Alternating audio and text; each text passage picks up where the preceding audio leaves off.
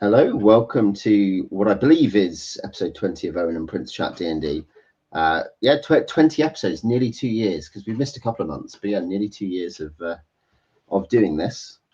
And today we're doing something slightly different. As our kind of theme topic for the month, we're going to be talking about Appendix N, the books that inspired Gary Gygax to write D&D. Well, not to write D&D, but some of the elements of D&D. And we'll talk about what's good in what are good books within Appendix N, what are bad books, maybe how they influence Dungeons and Dragons, and we'll talk about some other stuff too, some other adjacent things about fiction, things like licensed fiction. You know, there's lots of D&D fiction and Star Wars fiction and other role-playing related fiction. We'll talk about that, and we might get on to recent reads. And Prince has also put, what is the best book and why is it Terry Goodkind's Sword of Truth? I mean, I wish he'd put Mein Kampf. Yeah, but, that's I like that substitution. Yeah. I'm sure we'll get to that. No, it's nice to be here again, Owen. Yeah, I figured, we since we occasionally veer into various fantasy books, I say let's get it all out of our system. And I believe you have a Discord devoted to reading. These were various books. I went on there. They do appear to be mostly, My Little Pony related. Well, I would say 95%. Well, it's because we played the role-playing game Tales Pony of Equestria. Finder. I think it's called Tales of Equestria. I see. Okay, you switched. I believe that's what it's called. Yeah, it's a very colourful and attractive role-playing game, and it's what we mostly play on my book Discord. And so the books we read are mostly MLP fan fiction. Let's see, because Tales of Equestria, would you say that's CAG? CAG. I would say it can be CAG. That's the thing. What the CAG guys always wisely say, it's not about system, it's about principle. Like what your intention is. And I think My Little Pony, Tales of Equestria. It's about it's not about your system. It's about what's in the heart. You're right. Exactly. And friendship is magic. Right. Yeah. CAG, friendship is magic. Okay. Yeah. Very good. Yeah. Well, that's good to know. Yep. We sometimes talk about other books. Though we're currently reading Little Big by John Crowley, which, like apparently every other book in the early '80s coming out of America, is urban fantasy with sex and occultism in it. I've heard of Little Big, but I never quite got to it. Is this is this one you would? I guess the urban fantasy genre. I've read a few Jim Butchers, and I believe Elizabeth Bear wrote one called Blood and Iron, but it was sort of half urban fantasy, half Bodice Ripper, I guess. Yeah. How is it?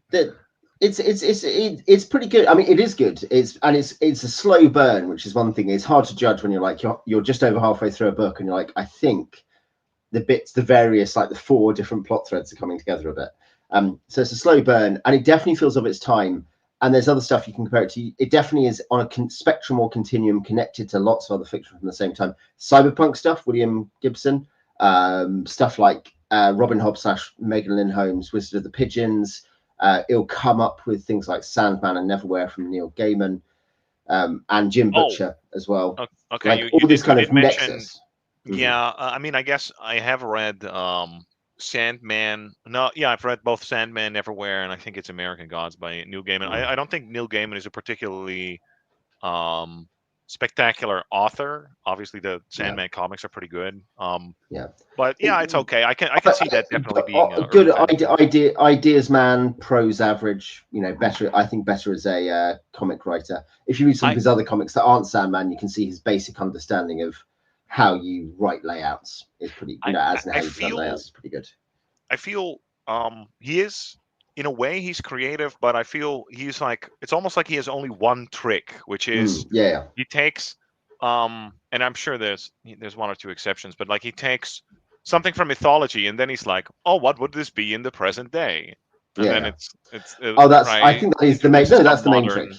And except with Sandman, where he kind of creates a mythology to then bash into the present day. He does a slightly different thing where he does actually do something slightly fresh. Sandman does not follow that formula in the same way. That's totally true.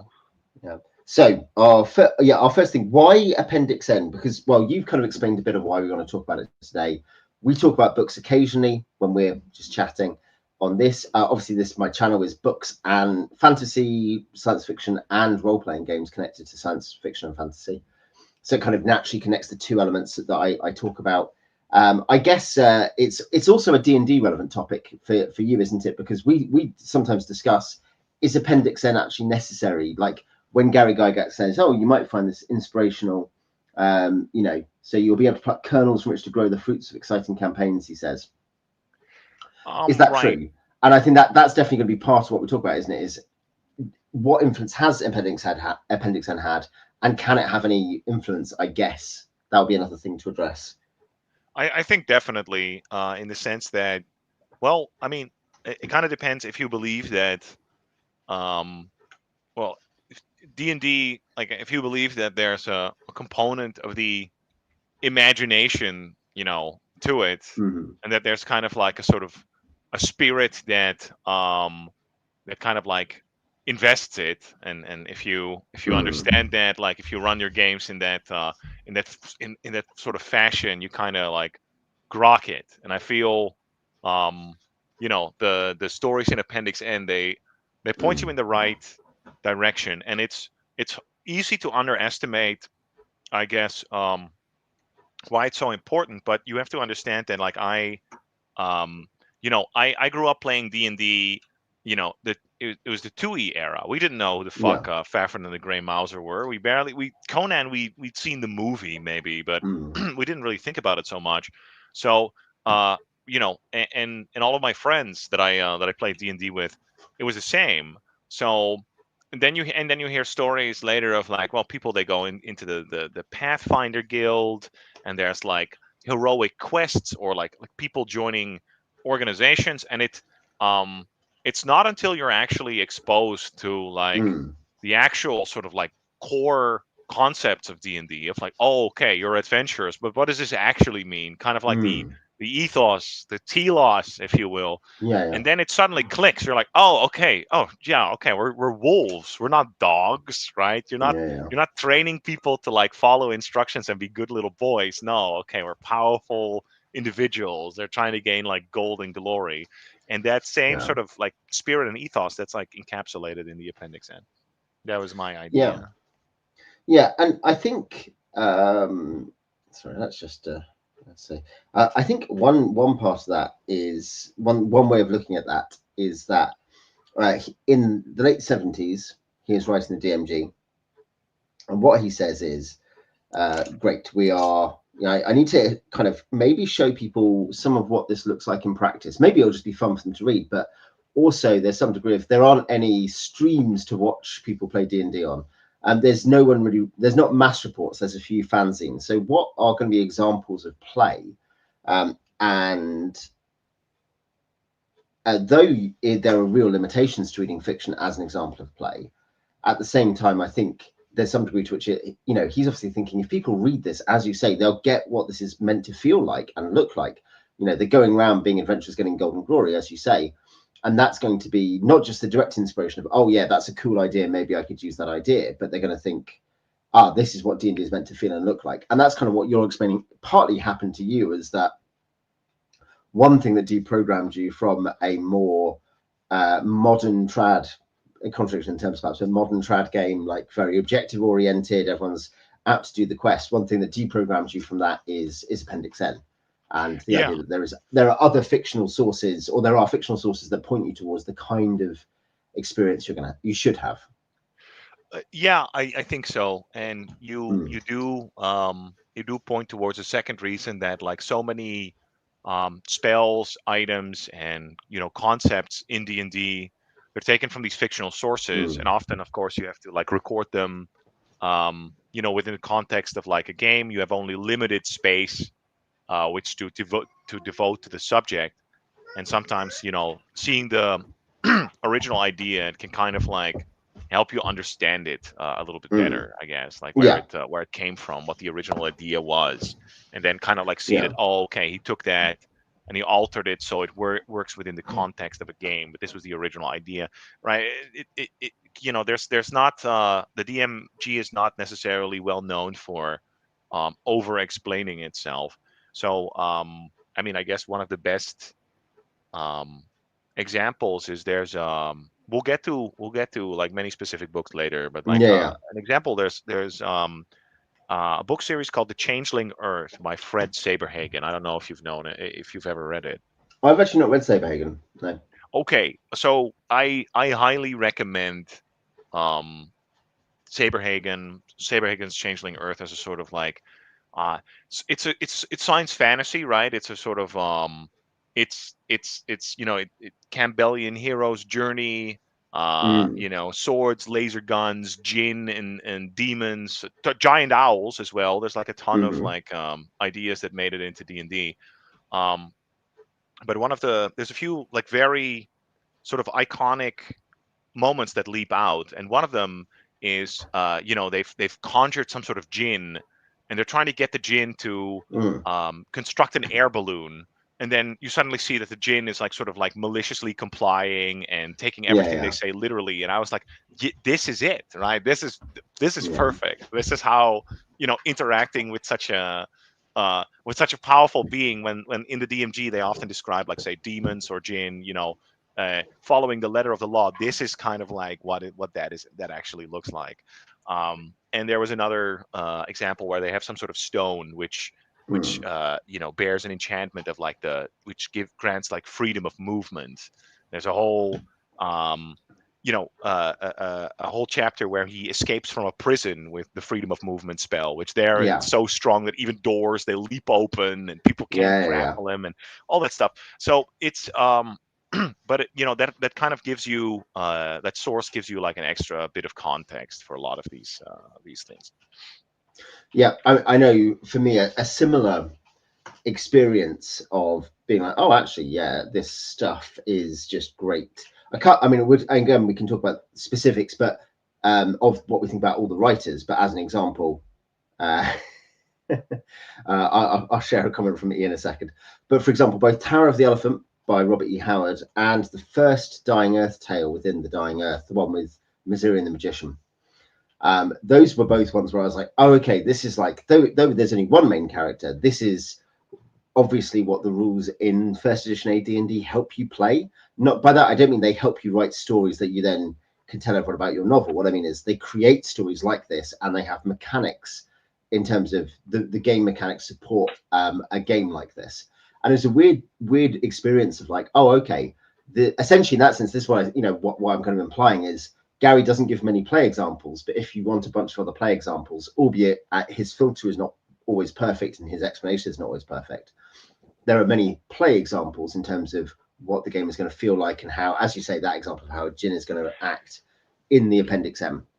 I agree with you that it's definitely like it is imperfect. But yeah, it is. It's much closer than, say, I don't know. Reading. What's a good example? I guess Mercedes Lackey. Or yeah.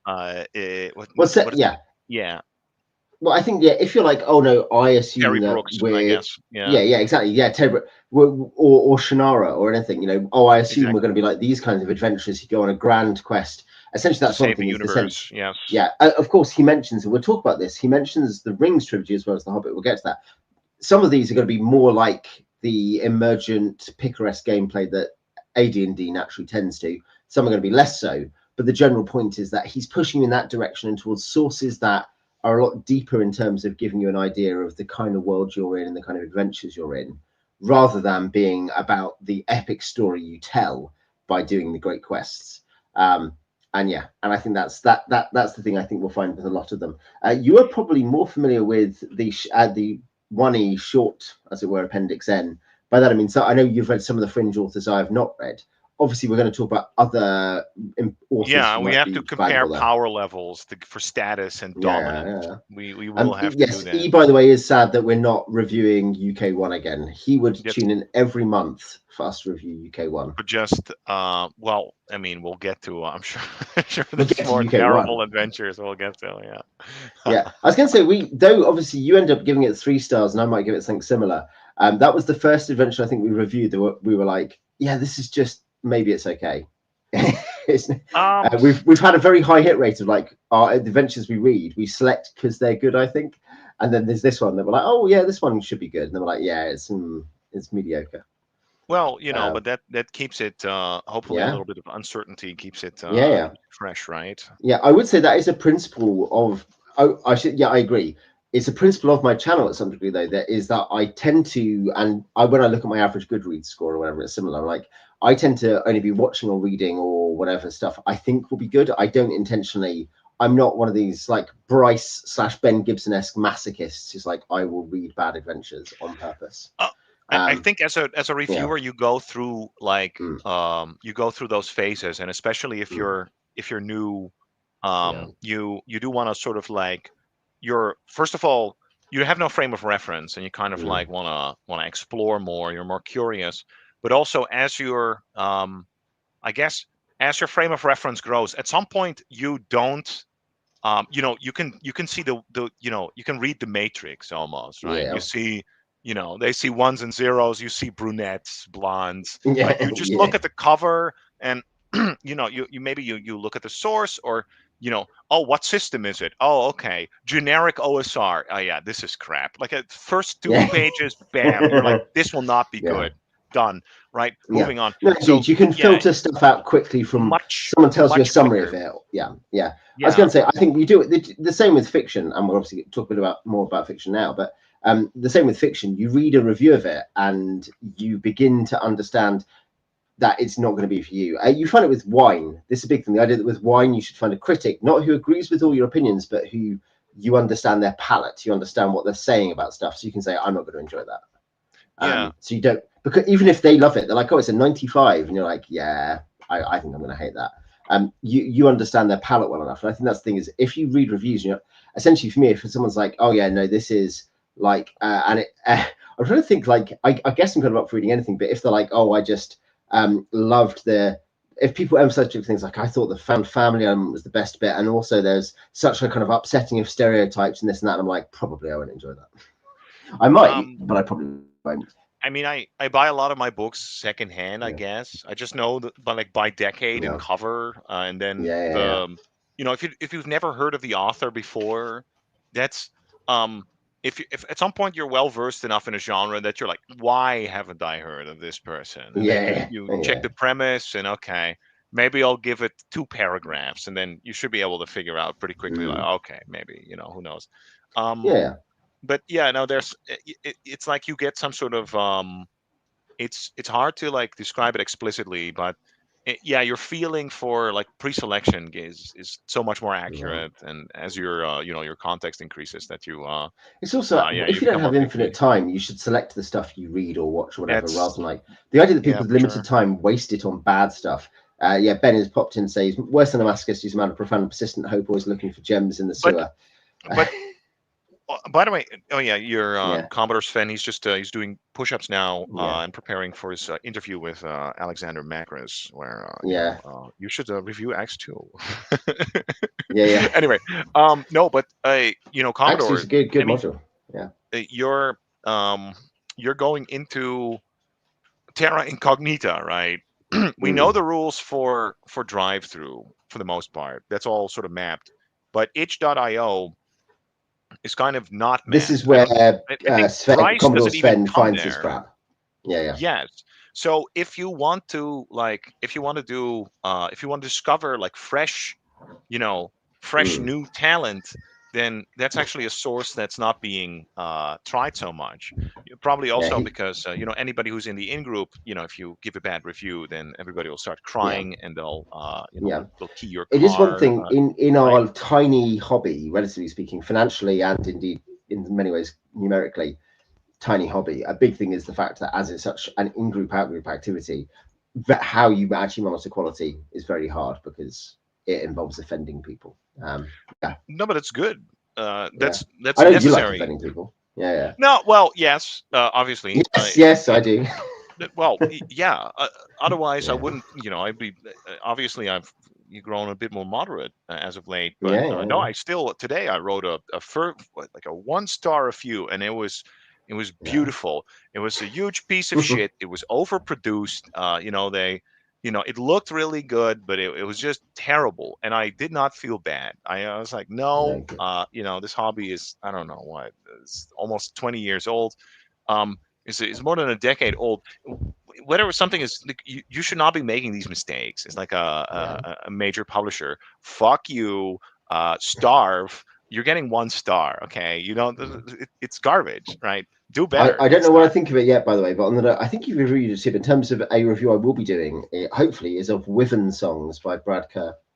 That one will which probably I thought you liked, possibly. Yeah, I thought you liked it. I didn't quite remember. I haven't reread your reviews because I've only read. This is purely based on. He had one. What is it? I just remember there was like a flesh-eating cannibal deer on the cover, and he fucked up the treasure, but everything else was okay. Like it just sort of showcased there was such. I guess sort of like ebullient zest in the writing and the encounters, and I was like, oh, this is all right. It's a little bit.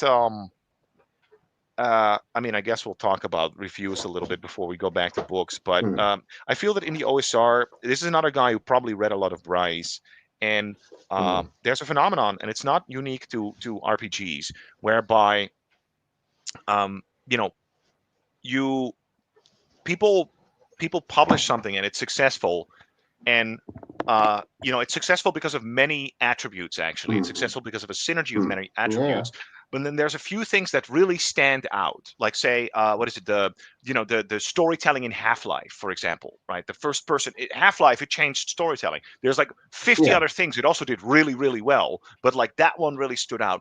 And people, when they discuss Half-Life, that's the most visible, prominent feature. So that kind of gets carried over and taken into the next generation of the same medium, until it sort of totally distorts the perspective. And the other elements that made the original game so good, they're totally occluded.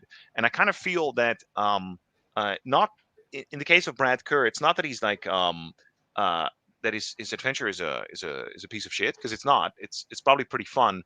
But when I read it, I was like, these are all Saturday night specials. These are all he's in like Bryce mode. Like, I got to do faction play. I got to do, and this has to be a special encounter, and this and this and this, and it all has to be right. So it's that it's kind of like that mindset where the components that are less visible, like the structure, again, whatever, treasure division, right? Again, balance. You think who gives a shit? But you need that actually if you want it to run smoothly. I was going to say, that sort of stuff is totally just today, prioritized. Yeah, today I literally saw.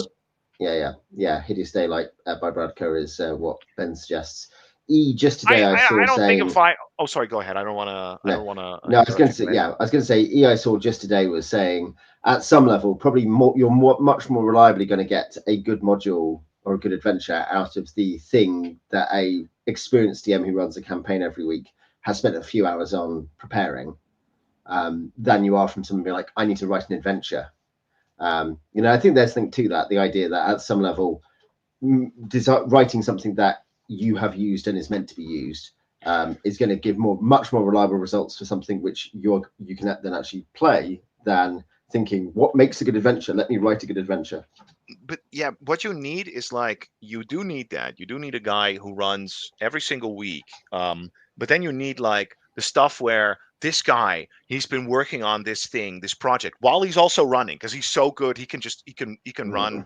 And he has enough time to like do that, but he has some time, and he's working on like his piece de la resistance, his grand finale. Okay, this is the thing, and then and he's built it up, and he's like a samurai sword. He's been honing it, right, and then he unleashes his players on it, and they get whacked or they escape, and he runs it some other time with some other group, right?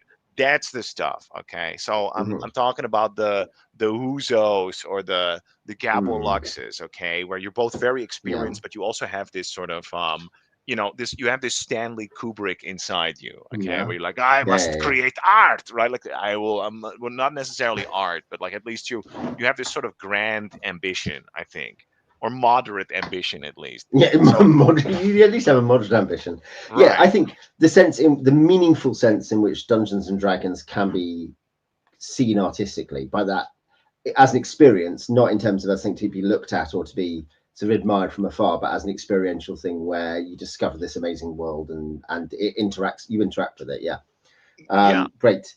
And Stone. that, to turn it back to Appendix N, that's also like, I mean, I feel that's another one, right, where you read Appendix N, and it's let's say it's Elric, right, and it's the conjunction of 1,000 spheres, and he and three of his other, like his alter egos from different universes, right, of the three incarnations of the Eternal Champion, and all their retainers, they all team up and they go to this beach and they have to fight the two alien sorcerers from channeling the power of the 1,000 spheres, right? If you read that, right, and you're like, okay, I want to turn that into an adventure. Okay, how do I do that? And obviously, Jonathan Becker has done a decent, pretty good job for NAP too, and he's actually tried that. But like, yeah, sometimes you read something and it's like it inspires you, kind of like, oh, I want to. You don't want to perfectly replicate it beat for beat, but like, I want to make something that has that feel to it, right? Yeah. Well, I think that this is where there's a crossover tension with what he's just saying there. Like when a DM tries to put humor in the adventure, and then it doesn't really necessarily work at the table because the players put the kind of humor or the wow into the adventure. And I think there's a trade-off that essentially, if you're like, you enter the blank walled corridor, there is an enemy ahead. The enemy is a 2 hit dice enemy. Of course, we always put more detail in that. There's some degree of flavor and engagement and experience, like, oh, that was a cool idea, or that was a interesting experience. But at the same time, if it's pushed too far, yes, it inevitably becomes the DM is trying to show off to the players, and the players won't enjoy it because they're like, oh yeah, I understand this is meant to be impressive. Well, this brings me back to, and E and I have actually played in that together in Dreamhouse of the Nether Prince with Anthony Huzo, where I did have the wow moment there, but it wasn't like, I think we at some point there's a part there where Orcus, he talks to you and whatever, you're supposed to make this big, choice, and it was totally forced, and we all hated it. That was, I think, a good example of like the wow being falling totally flat. But for me, I definitely had a moment there when, I don't know, we went in through the caverns below, below Orcus's summer palace on the first layer of the abyss, and you blunder into this cavern, and again, there's almost no illumination.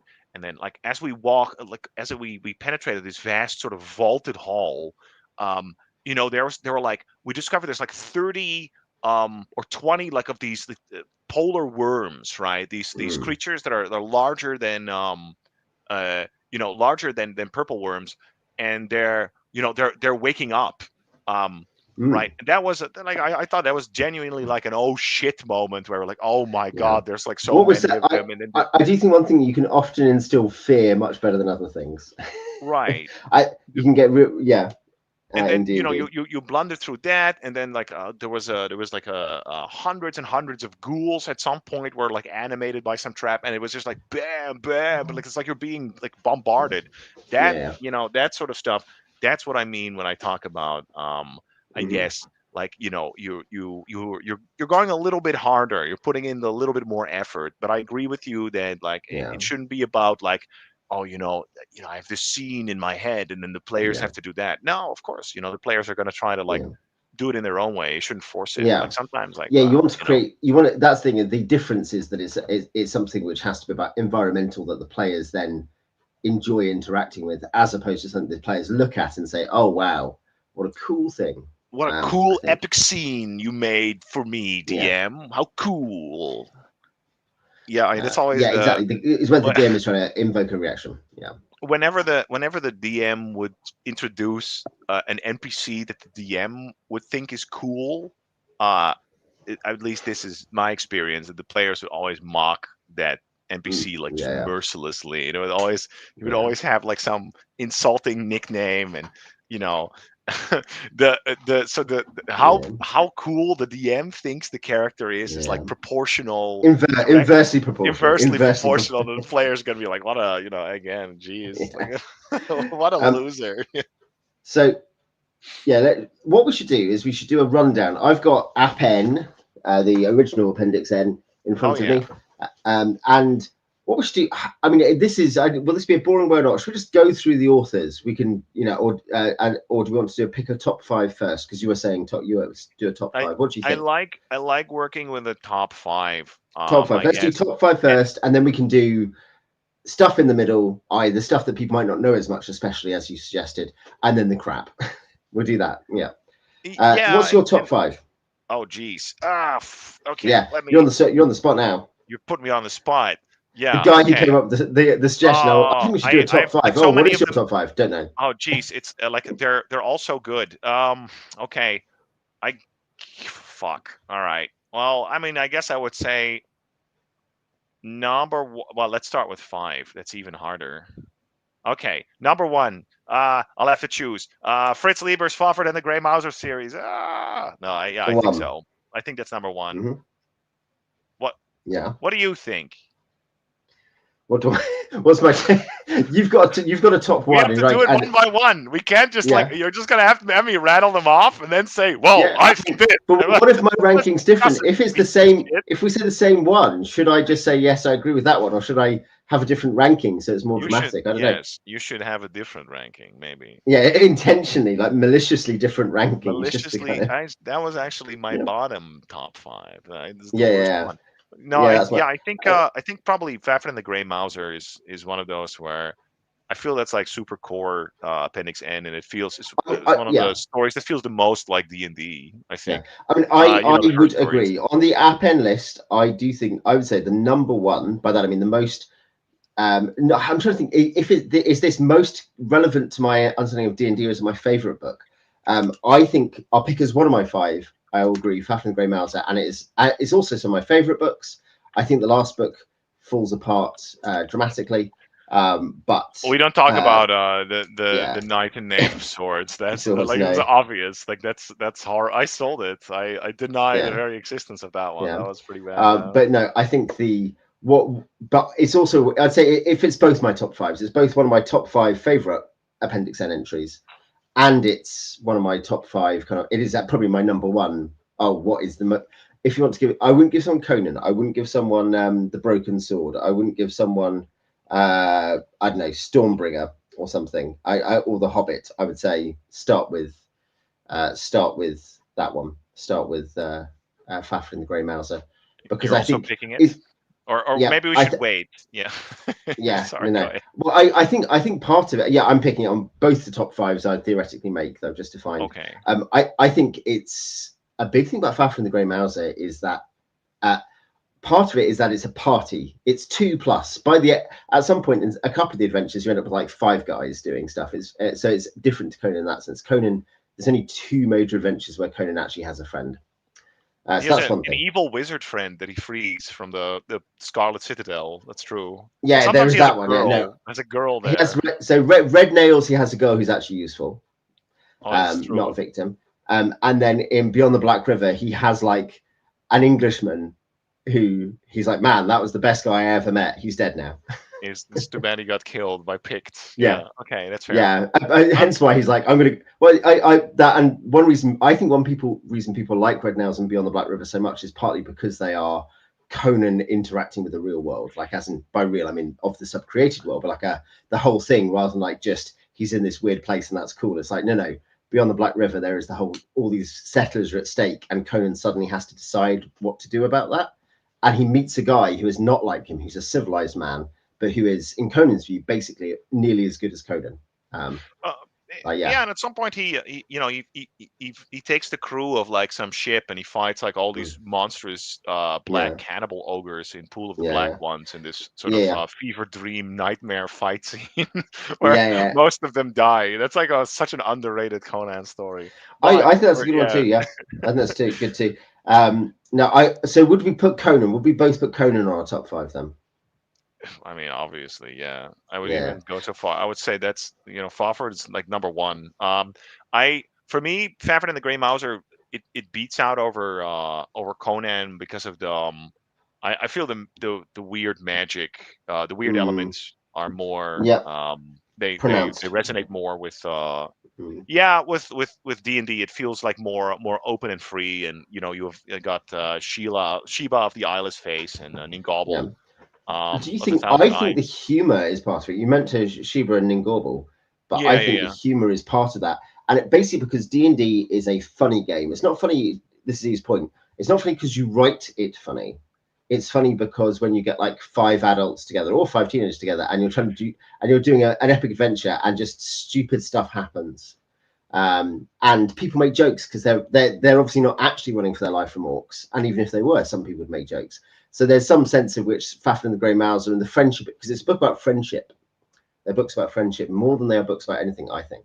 It's books about running away from your responsibilities by jumping across a cliff like evil Knievel. Well, what about when everyone has had a time where they've fallen out with their best friend as you each start rival cults? We've all done that. Oh yeah. There's also when there's like a story which seems to be a parody of Red Nails. Remember, but it's the one that's technically with his co-creator Harry. What's his name? Cornwall. Harry. You know that one? The one. I know the Lords, like the one with the Lords of Cornwall. Yeah, that's co-written. That's the only one that is explicitly co-written with the guy who co-created the characters. And that one is it's not a parody of Red Nails, but it is weird when you put it next to Red Nails because it's 2 factions in an underground city, and then you've got Fafnir and the Grey Mouser kind of laconically commenting on all of this. The Thieves' House. The Thieves' House is such a good. Lighter. Yeah, it is. Yeah, Thieves' House is an amazing D&D adventure. Oh yeah, I agree with that. I imagine there are like at least 10 bad DCC adaptations of the Thieves' House.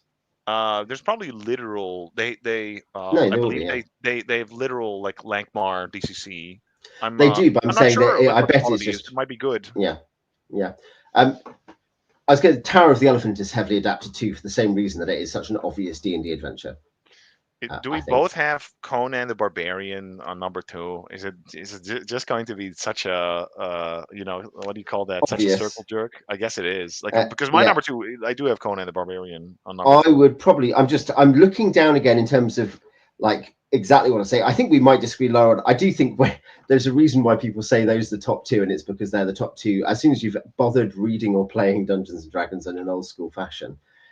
It's also that writing quality wise, they're not the best book on the list. To be clear, the best book on the entire list is Lord of the Rings, the Ring Trilogy, because it's the best fantasy novel ever. So it's not like but how relevant the Rings Trilogy is to the aesthetics and play of D&D, it's much more limited. It has some impact, but less so. So I think it depends. I agree on like literary merit as well as just the depth and really like. Most metrics you can come up with, obviously the Lord of the Rings is much more like impressive and stronger, but when it comes to I guess sort of like what to me like what's more like primal, what I would recommend if like you go into Appendix N, Conan, it's the sort of like the episodic nature of all of the stories, the way that like sort of Robert E. Howard, he writes in such a sort of punchy vibrant way where like with 2 sentences, bam, you're in the story immediately. He can just sketch this sort of like what a smoky den of thieves type of like shitty instantly. All of the characters, they're so vivid, they leap off the page, and it's like it's quick. It's not if you read a lot of like modern novels, it's almost like you have to rewire your brain. And it's crazy how padded everything. Like the idiotic thing is, modern novels are actually padded, and these Conan stories. No, they are. No, it's not that back in the day because they had to write copy. It's also bad. Like there's things where you start to find that, but really, when that's something which is not true. Nothing written in 1950 or 1930 is padded because paper is expensive. As soon as this happens with D&D adventures, the kind of revolution in paper prices that starts to happen in even the 70s, but the 80s and 90s. And the fact that you're looking for word count to fill the pages in an adventure you then sell to people who buy adventures is a major evil for role-playing game adventures. Whereas this is so Commodore's friend Ben's Adventure Site contest, which I've been a judge on the last 2 times. One thing about having that be 2 or 3 pages is obviously, no, you can't just write forever. Yes, the Lord of the Rings, if you're like, you are a party trying to do something like Lord of the Rings, I don't know the particular comic, but it is something you just think, it's going to be weird because there's just going to be all this stuff that happens to you, and you're like, you have to get to the end of the thing, but it's not like, what you're doing might be fun individually. The combats might be fun, but it's not really the same things like in a tabletop RPG, is it? It's called campaign. DM of the Rings, I think. Or something like that. I remember it when I was a wee lad, that we did think that was very funny. So I was saying the Ring trilogy wouldn't make my list, but one that would make my list is The Hobbit, my top 5. In terms of what number 3? Maybe not number 3. I'm just spicing it up. Okay, we're going off. Okay, we're throwing out the book. Owen, coming with a sucker punch. All right, mixing it up. But I think it is both a good book. It's a really good book, but it's also. I think The Hobbit. This is one thing when people say, "Oh, well, we've all agreed since that Tolkien had no real influence other than a couple of names." Like, no, go and bother reading The Hobbit. Such bullshit. Such a There's just a couple of names. That's all. And it's like that after Gary got sued, he decided to say. Of course. That was so. And it's like, the Hobbit. That's business Gary, not gamer Gary. Yeah. But no, it's The Hobbit is a profoundly D&D-ish book in terms of not. You could say, oh yeah, but there's a set goal. Be like, no, they're going to a dungeon. They're coming up with different things to do. There's loads of stuff on the way. The thief is plainly as much in many ways, and you see this with the race for halflings, as much influenced by Bilbo as it is by Conan and Fafhrd. Like. The idea that the footpaths who sneaks around. Searching the troll cavern and coming up with all these magic swords. Ancient relics. That was one of the that stuck with me too. I was like, that's super D&D-ish. But also just this idea of like, I guess traveling across the the wild unknown. Lord of the Rings and The Hobbit, and by extension Lord of the Rings. You just have this. It just conveys this I guess sort of like concept of like the wilderness really well, right? I guess the scale and scope of it, where like it does seem like very large and trackless, and civilization really is kind of like isolated. So I agree with you there. It is a very British choice. I don't have it on my top 5, but I think as points of like, remember, this is one of the 4th edition D&D has this thing that like, what we realize is we feel like, and I'm not even sure this is totally true, but like it's essentially true. We've overpopulated our worlds in terms of everything has stories associated with it. Everything has a plot. Everything is super advanced. And there's no room for adventure. And so the fact that one of the great, there's probably a good argument. Let's put it this way. There's an argument that the best Wizards, not TSR owned by Wizards, but Wizards setting is the Nentir Vale from 4th edition, because it's like, here's just a bunch of ruins and like 3 towns. This kind of has this sense of a ruined empire. You can walk around the map, reset everything. It just removed all the clutter and the baggage that actually you don't need if you want to run a game. But obviously 4th edition doesn't have any of the other infrastructure to make this work. Like, it doesn't have wilderness encounters. It doesn't have a serious risk of resource depletion unless you are at an incredibly high number of very complicated combats per day. I say this having run multiple 4th edition campaigns, to be clear. This is from experience. All right. But I think that's the thing is, you can see they saw the problem. But that's the thing is, Lord of the Rings and The Hobbit and the idea of this great ruined land is a bit like reading about Eastern Europe and West Asia during the kind of say after Manzikert. Let's to do a deep cut for the history nerds. The kind of disintegration and collapse of things all over that region, total chaos, increasing desolation for hundreds of years. It happens in history too. But I think the fact that you also get it in Anglo-Saxon poetry with the fact that, and this obviously influences the Roman ruins, right? Yeah, the Roman ruins. Yeah, this massively influences Tolkien. The idea that there is this desolate world of glory and power that isn't ours anymore. Fading. Exactly. You live in like the shadow of like a greater age. Yeah, it's a powerful idea that permeates D&D for sure. Oh yeah, no, it is an enormous. If you want the secret zeitgeist, the shadow zeitgeist that has been in the Western consciousness for the last 100 years. It's that, in a way that plenty of people wouldn't acknowledge, but really is there. So yeah, I think imaginatively and for specifics, The Hobbit has the specifics as well. The Hobbit is a great, and by extension, as you said, the Ring Trilogy. Give me an arbitrary number 3 then. What's another one from your top 5? Well, this is arbitrary. No, so my number pick. 3. No, randomly pick the exact number 3. No, my number 3 is it's Paul Anderson, and it's actually there's a couple of nice ones there. Paul Anderson, by the way, I think is very underrated. It's he is, yeah, I think so. He's a great author. Yes, yeah, and I genuinely a Grand Master, called the Grand Master of science fiction, but also really good fantasy author. So there's 3 Hearts and 3 Lions and The High Crusade, which are both fun romps, right? But when I think of Paul Anderson at his peak, I think of like the Broken Sword, or actually a recent book of his that I read, like War of the Gods, which is like there again, War of the Gods is literally just like the Viking, a Viking epic of King, I think it's King Haggard of Halvar. But it's he uses his sort of the techniques and abilities of a modern author to kind of make it more palatable to a modern audience. I've read my share of Viking sagas, don't get me wrong, I love them, but they can be a bit dry, especially for people that they're less well versed in reading. And he kind of like injects it with a little extra gravitas and pathos with with modern writing techniques that I think was it Snorri Sturluson or something like that, whoever the Christian 12th century Norwegian monk was that translated all of the or the bulk of all these Icelandic sagas, right? Whoever he was, maybe he didn't have access to those skills yet. But no, and the Broken Sword is a phenomenal fucking book. It's absolutely brimming with high fantasy.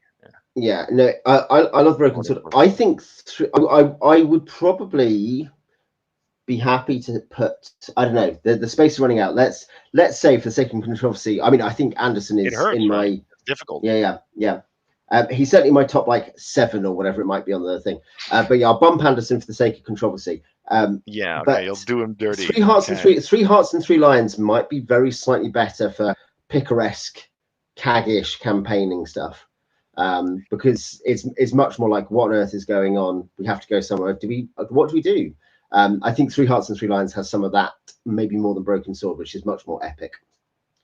3 Hearts and 3 Lions is like the origin of the paladin almost, right? Like it's also it is. Yeah, I think they both have massive influences. And one thing, of course, important. And I'll reference Stormbringer, which will not be in my top 5, but I'll also reference, not in this list, but connected to this, the Silmarillion, which Gary won't have read in time, at least. Yeah, I'm sure he read it later. But all 3 of these are Kalevala adaptations, one way or another. Turin, Turambar, is a Kalevala adaptation. Broken Sword is a Kalevala adaptation. And Stormbringer is a Broken Sword adaptation at some level. Isn't Stormbringer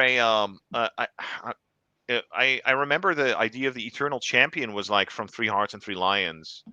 That is there. No, I mean, I'm being cheap about the sword. I'm actually slightly rabbit punching Michael Moorcock over his whole thing, where he's like, the thing is, like, if you want to read real fantasy, you got, Tolkien could never write anything like the Broken Sword. Like he did.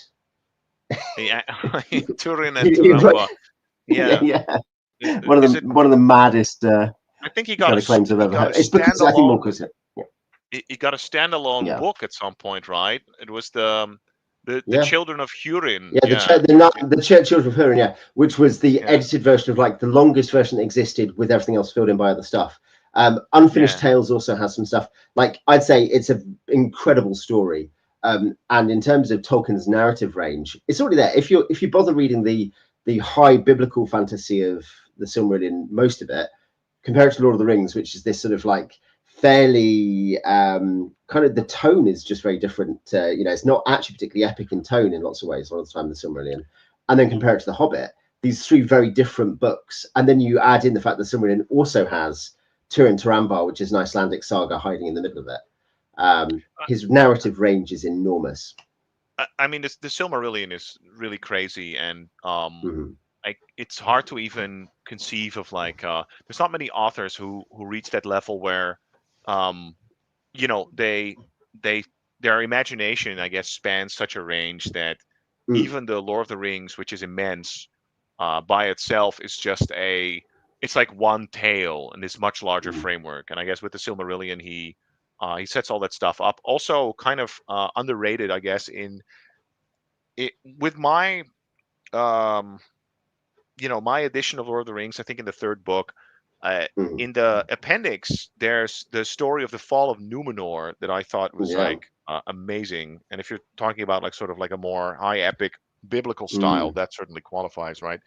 I agree. But yeah, of course, for Appendix N purposes, it's too I guess grand. Turin Turambar has Turin Turambar maybe specifically in the Silmarillion as a parallel to Broken Sword, because you have this guy who becomes an outlaw, has to go around doing random stuff, but it's much like Broken Sword. It's fairly directed.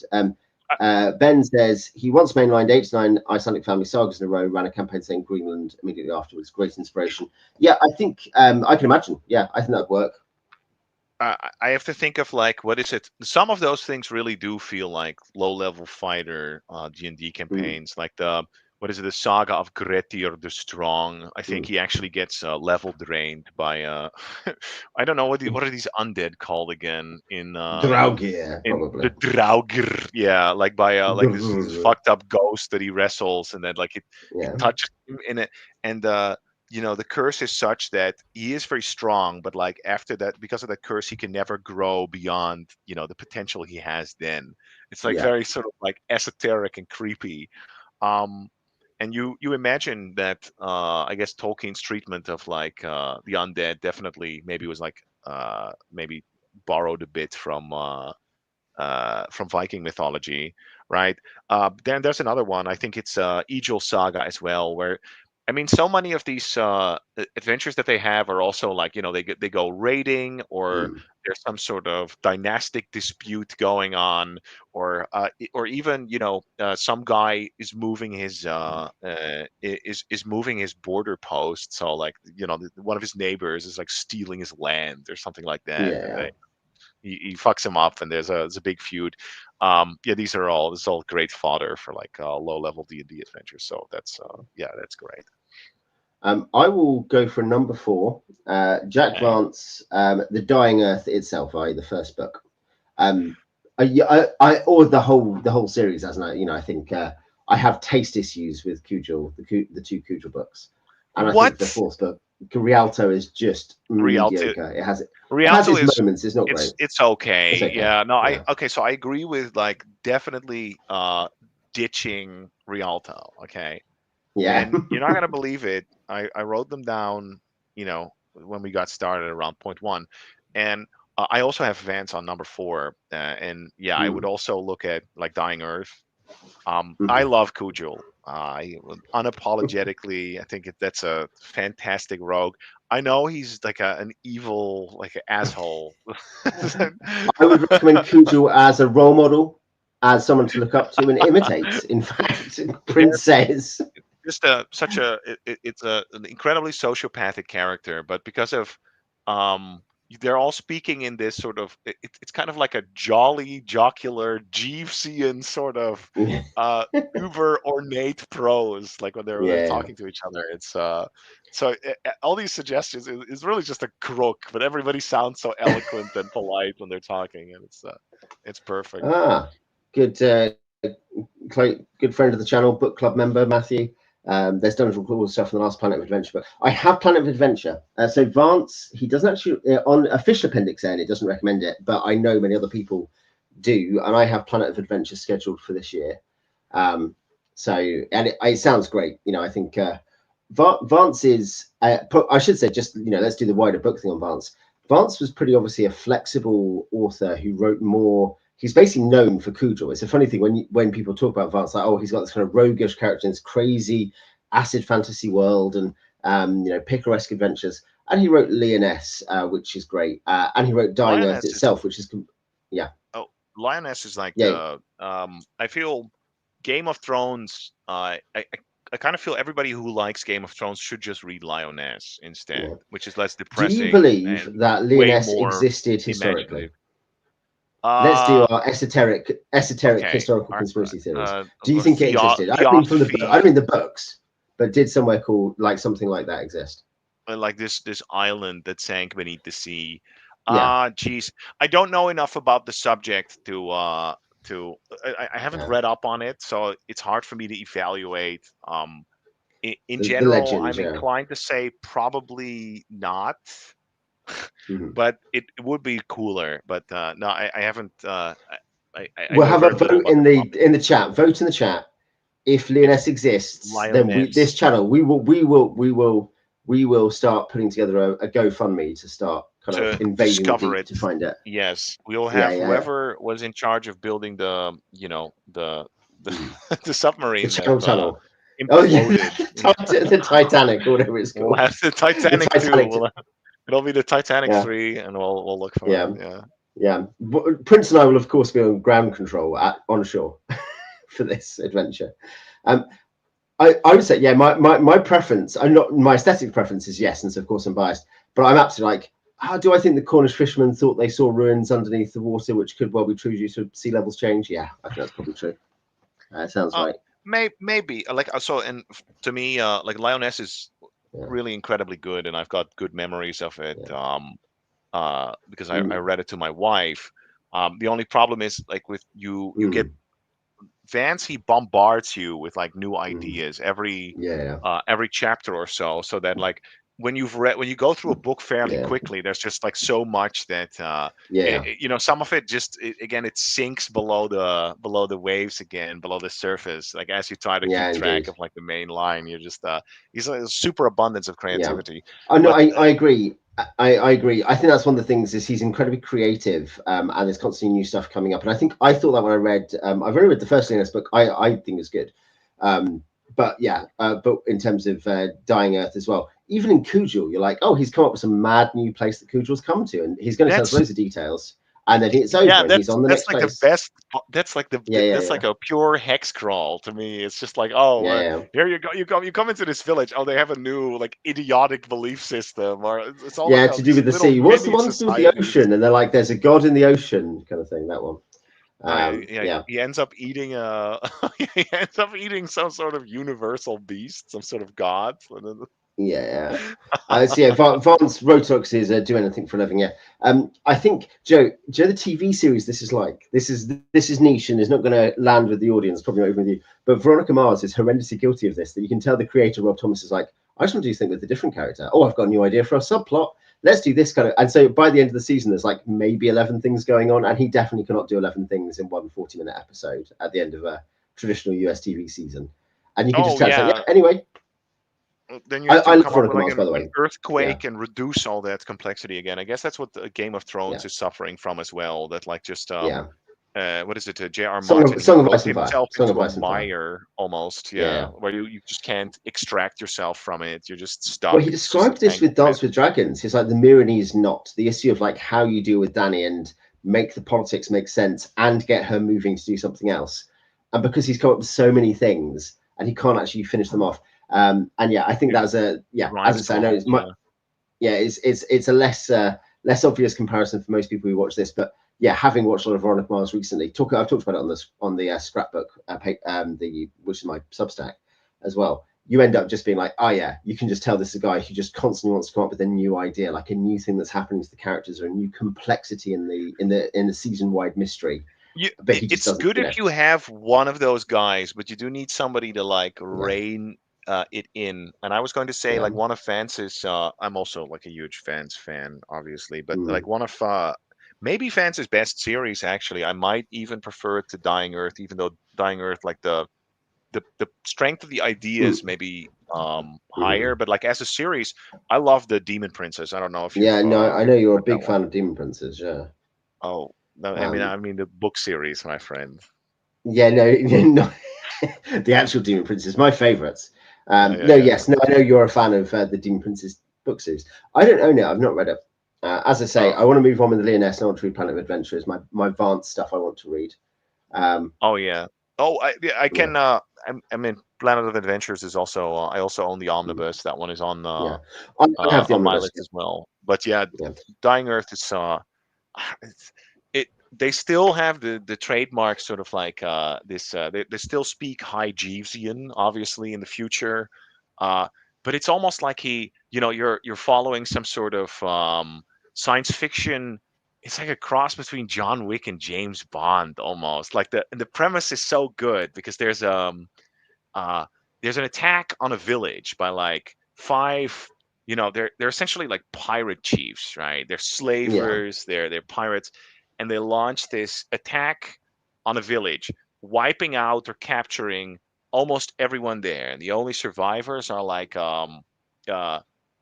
is like one man and his grandson, and then the old man spends the rest of his life training his grandson to be an assassin and like find and kill all of them. And every book is just he finds this particular demon prince, or he goes to look for this particular demon prince and take him out. And every book is totally different, right? Every demon prince is different. How he goes about it, what their motivations are, it's like phenomenal. And there's like a whole like rich sort of interstellar community. But it just gives you this feel of like, I mean, Jack Vance loved to travel, and describing all of these, you get this boomer 50s or 60s old James Bond feel almost when he lands on another planet, and it's another hotel lobby, and he sits on a he sits in a on a terrace, and then there's a beautiful dame, and I don't know, it's you get this sense of like that he just loves traveling. No, I think so. As Matthew says, it also sounds like this. It's Western revenge, but in space. Yes, in part too. Yes, the Western fiction is thing. Western movies are my favorite genre. I have like a Billy bookcase full of Western DVDs of our 6 DVD bookcases or whatever. One of them is just Westerns. And maybe you should get into Westerns, and then we should do a show about Westerns. But I've only read a bit of the cowboy fiction and that fairly recently, and you get all kinds of different things going on. But it is a really flexible genre that obviously I should say downstream does affect, because as it starts coming up at the very end of the 19th century and at the start of the 20th century, it obviously begins to influence other genres, and those genres influence D&D and fantasy in general in America. It doesn't particularly influence the other great tradition, which is the kind of Tolkienian tradition, but or rather, it doesn't influence Tolkien, like this separate British fantasy tradition that kind of just about survives and staggers through up until the 80s, 90s, and noughties before, I think, being subsumed at last, consumed by the bloated mass of the Overlord. But yeah. Well, I mean, I can see like sword and sorcery or something. Being it's hard to imagine sword and sorcery very often without westerns. I guess like from an American point of view, it makes more sense of just like this lone sort of hero, this vigilante kind of like standing up for justice in without a big powerful central government to bail you out, or a one true king. You can kind of like I guess you can see sort of the origins of that. So I'll definitely buy that. I think so. It's very well. Remember, the Howard book I want to read this year is Solomon Kane.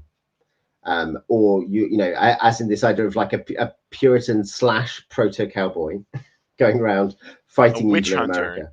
I mean, he goes around and fights witchcraft in Africa, right? Like I'm trying to But he's like an American, isn't he? I mean, he would be. He's a Puritan. He's American Puritan. But Howard also wrote cowboy stuff, which I don't own. I should say. But that. Whereas British fantasy, one archetypal thing is the idea that there are mysterious realms, but they are kind of inward, as it were. They're kind of weird liminal places where you cross over into fairy.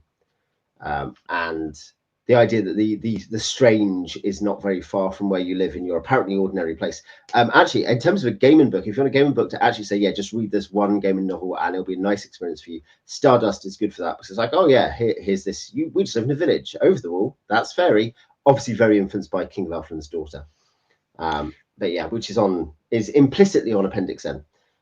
Which one? Stardust? No. Yes. By Neil Gaiman? Which one? Yeah, sorry. Stardust. King of Elfland's Daughter is an obvious inspiration. Oh, sorry, by Lord Dunsany. Yes. Dunsany, okay, that one is really good. Imagine. Lord Dunsany. You buy a copy. You buy a copy of the DMG. It's an original copy. It looks like, it's even got like slightly battered spine, but someone's repaired it like my one. It's got scuffed edges, but it's all well looked after, been really well maintained. And you look in Appendix N, it's all the same, except it has one extra line, and it says Gaiman, Neil.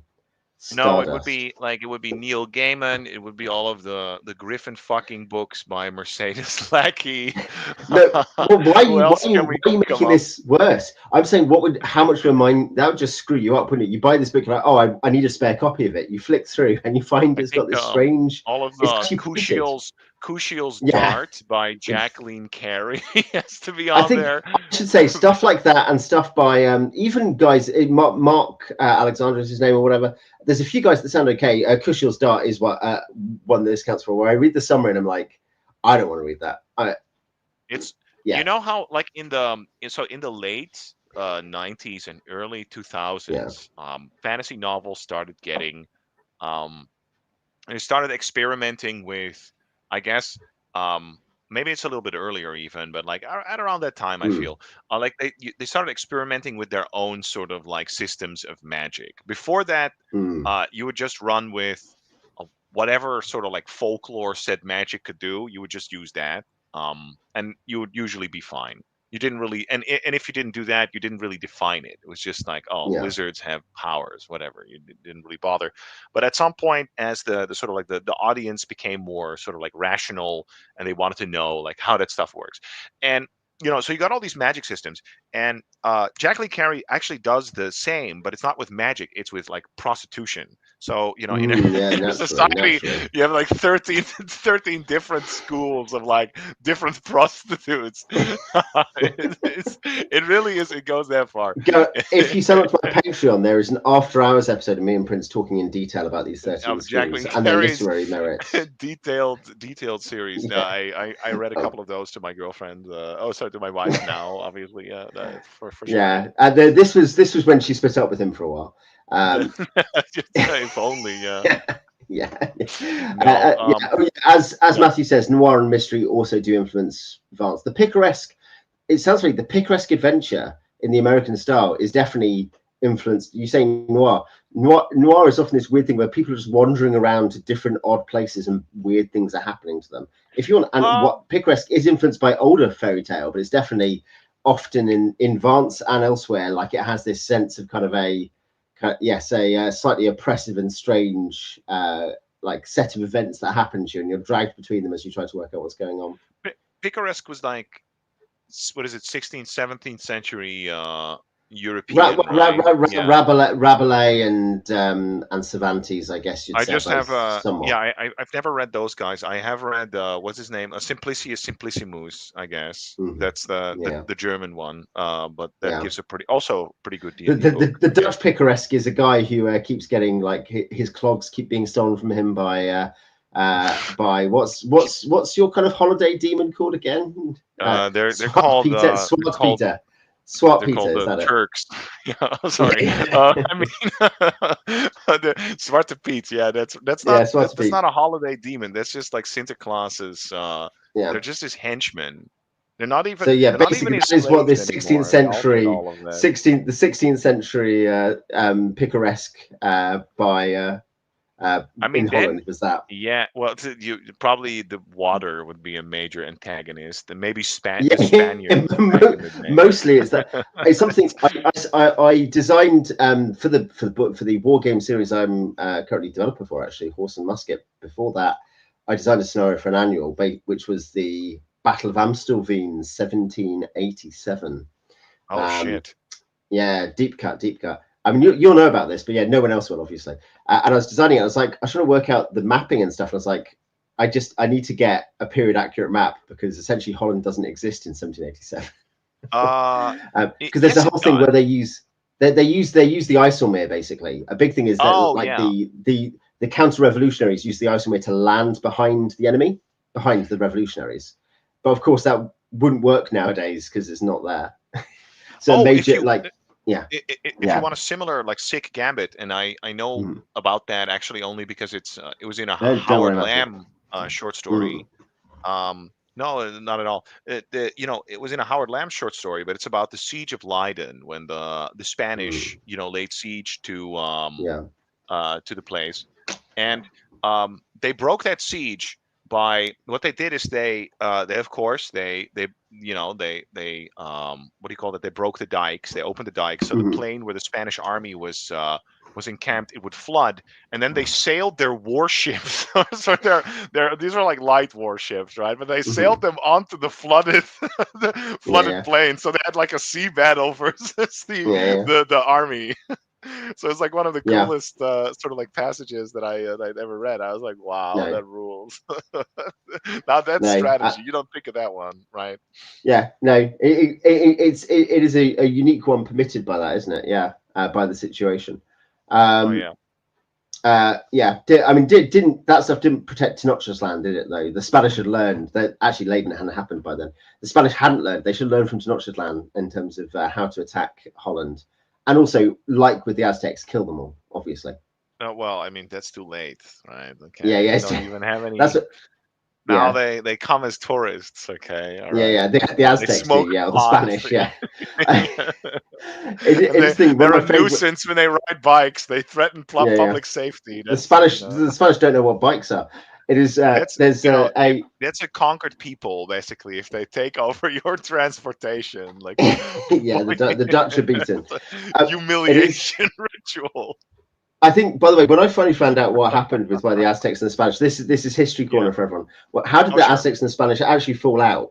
I'll be like, oh well, obviously there would have been tension over land, and the Aztecs wanted them to have, and that's not true at all. But what happens is Cortez is like, anyway, I'm going. I love this guy Montezuma. Let's make peace. And Muslims like, yeah, no, you're right. I probably should stop all the human sacrifice. And then Cortez says, I need to go and deal with something that's happened near the coast. I'll be back in a couple of days. And while he's gone, when his friend is gone, all the nobles like, Montezuma, if you do this, we're going to sacrifice you. So we have to attack the Spanish. And Montezuma's like, I guess we do. And then so the Spanish like half burn down the city before they leave. And then Cortez is like, this is a disaster. Like this guy was going to abolish human sacrifice, sort out the Aztecs. And now we've got to like get into a war to the death because we can't really go home. Oh man, it sounds. Cortez comes across incredibly well. Like there are plenty of Spanish explorers and conquistadors who are not very nice people, but Cortez is like, hey, let's make friends with these people and help them not to kill everyone. Like, wasn't he also like he basically sailed illegally, right? Like he had a letter that said you need to come home, you need to give over command of the expedition and come home, and he's like, whoops, I didn't get that.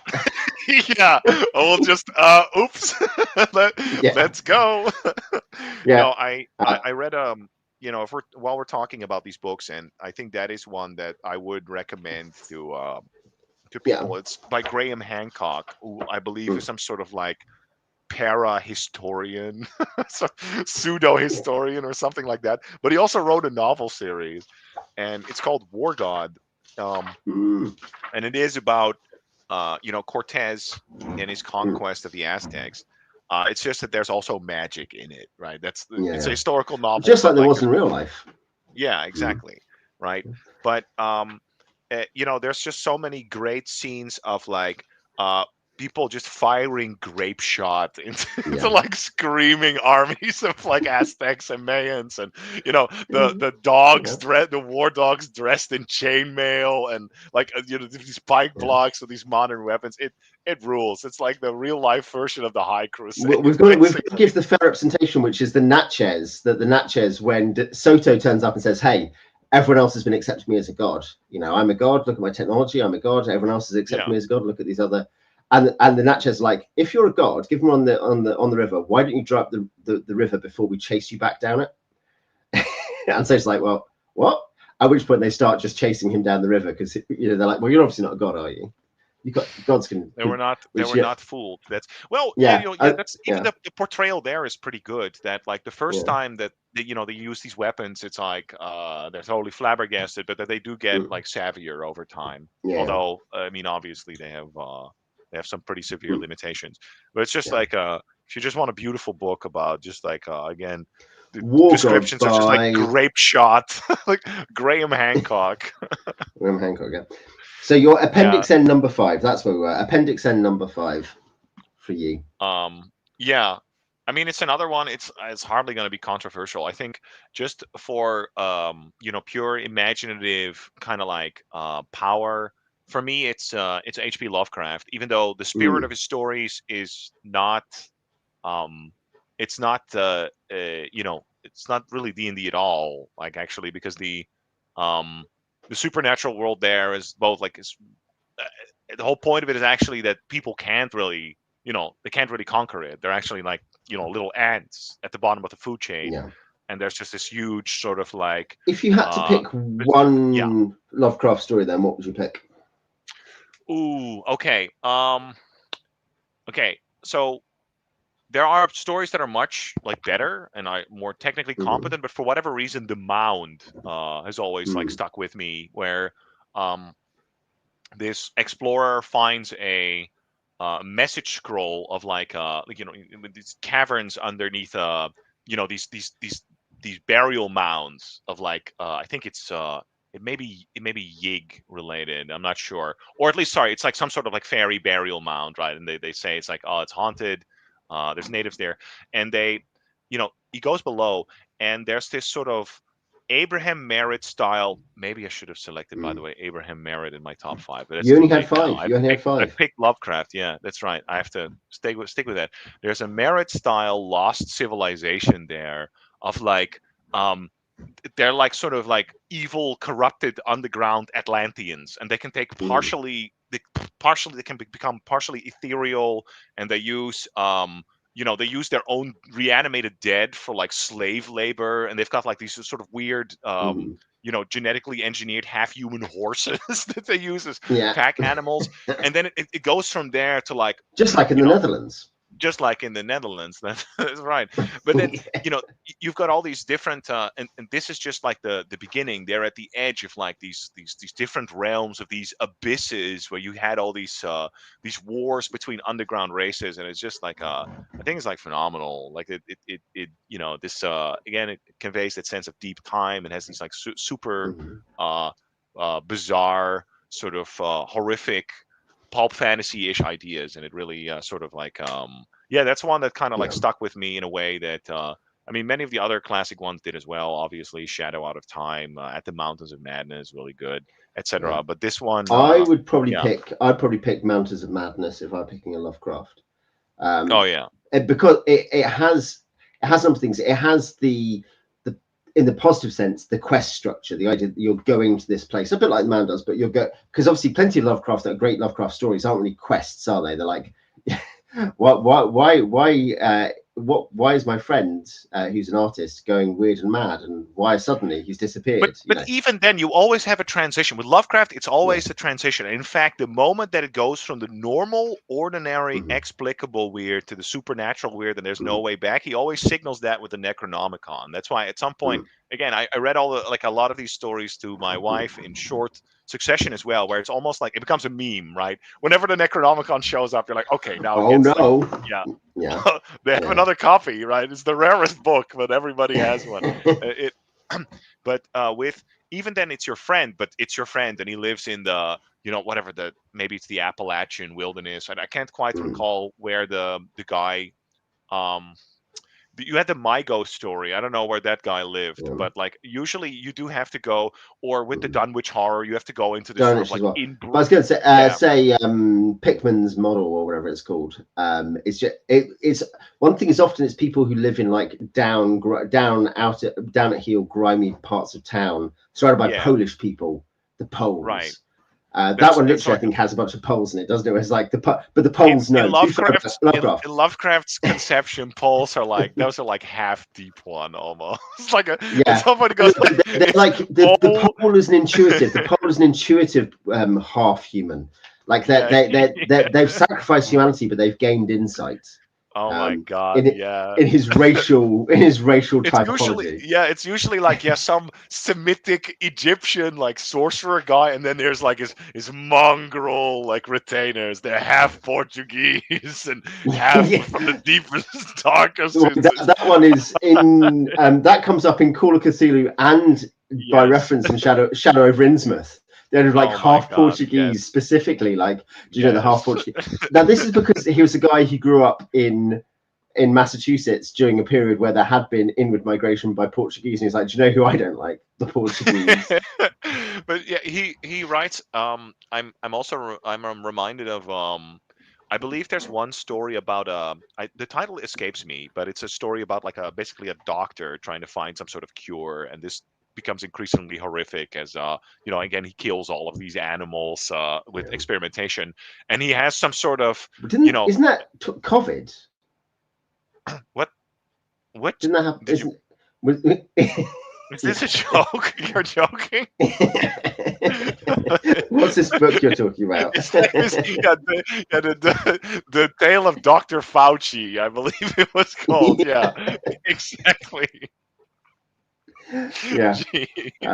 No, I don't recall the exact title, but the point is that like it becomes increasingly morbid, and at some point it's clear that he's actually he's experimenting on people in like a prison in order to like find a cure, and then he has this mute Egyptian sort of like sinister assistant that helps him in his teachings, and there's clearly some sorcery going on. But and then he describes like the servants, and then like they're like half Portuguese, and again it's that to him it's like the way he writes about them, it's the deep ones, like it's the Innsmouth people that's like in his brain. That's it's very strange. I talked about this in my review, but like his anxieties are often very obscure. Let's put it that way. But that makes it like good that you get this sense. I think we might have talked about. I'm not sure if we talked about it on screen or not, but we've definitely talked about it. One thing is that there's this weird thing where he brings up a primal issue of human fear, and he uses a mask for it or face for it, as it were, like an issue which doesn't connect to me. And I'm like, if someone said that to me at a dinner party, I think that's a strange thing to say. But the thing he represents, the reason Shadow over Innsmouth impacts us is not because of our fear of actually being corrupted by like fish human hybrid men, but because it's this thing to, and for Lovecraft, that's miscegenation. But for us, it's not either of those things, but this general issue of the idea that in some way the human form can be warped and corrupted is kind of a body horror thing. And he uses his own anxiety to create a really powerful artistic image. And that is an interesting thing where art necessarily has to transcend artist in one sense, because the good art can be made out of something bad in such a case.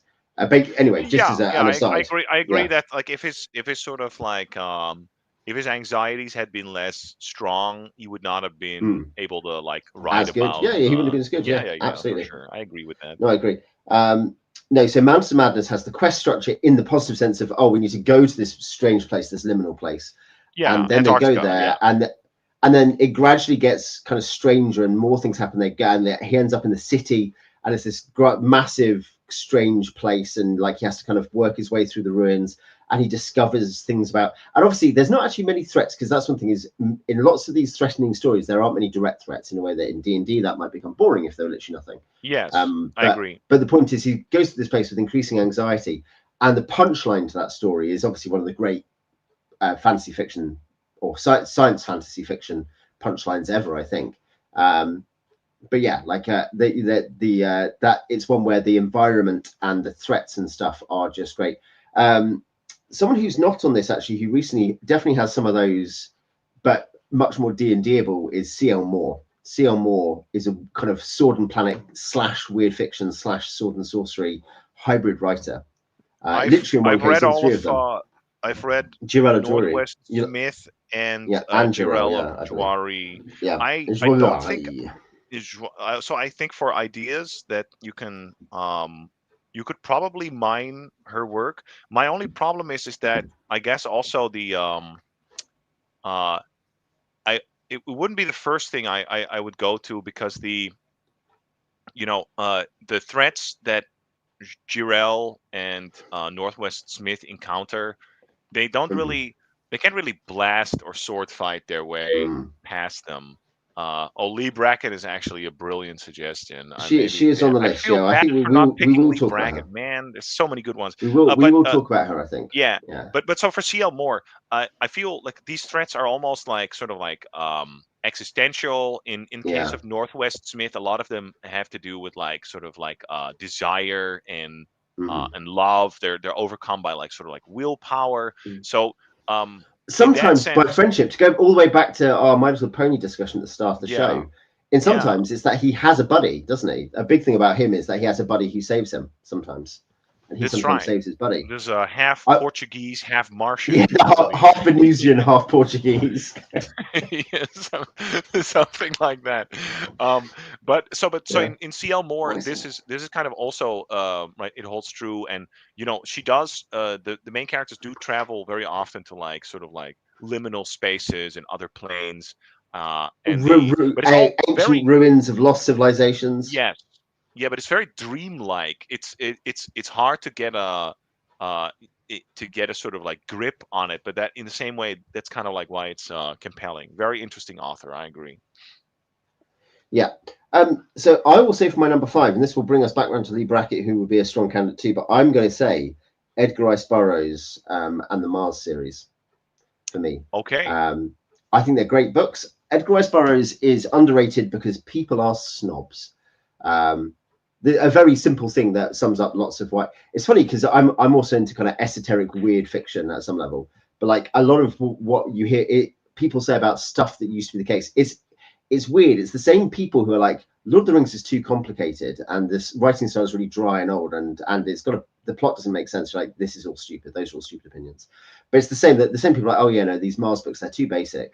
And it's because give me some Terry Brooks. Yeah, indeed. Terry Brooks and David Eddings readers. Okay. Yeah. These are nowadays the modern genre of the same is not the Brooks Eddings reading. They probably think that maybe correctly that Eddings and Brooks are a bit dodgy, but so they're like somewhat the Sanderson and but also Sarah J. Maas and whatever else. Patrick Rothfuss. This whole network of both more pretentious but also more mainstream stuff. But Edgar Rice Burroughs is so long. Sorry, go ahead.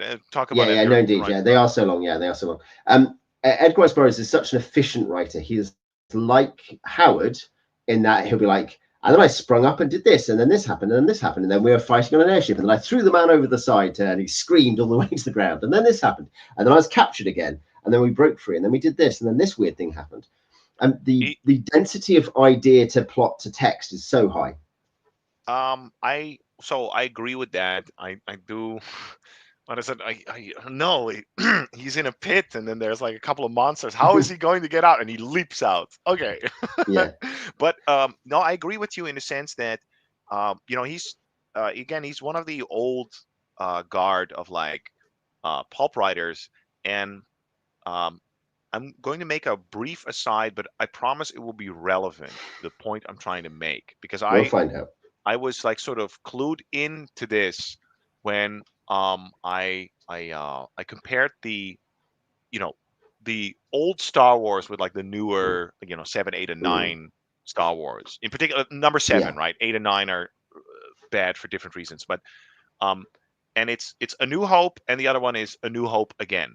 And even though they're very similar, and then there's one scene in particular when they fight the Death Star, and in the other one they fight whatever Starkiller base, and it's almost like it's sort of the same scene, but one is fucking boring and the other one is very exciting, right?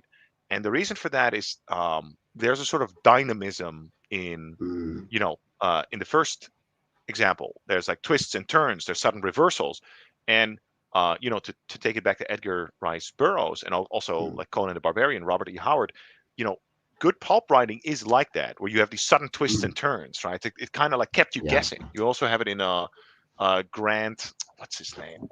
In the Spider, it's called another like pulp hero. where it's you're at the edge of your seat. Oh, he's coming in. Oh no, it's a trap. The guy has a gun on him. Oh, I've got you now, Spider. Like he ties him up. Well, I was going to say it's.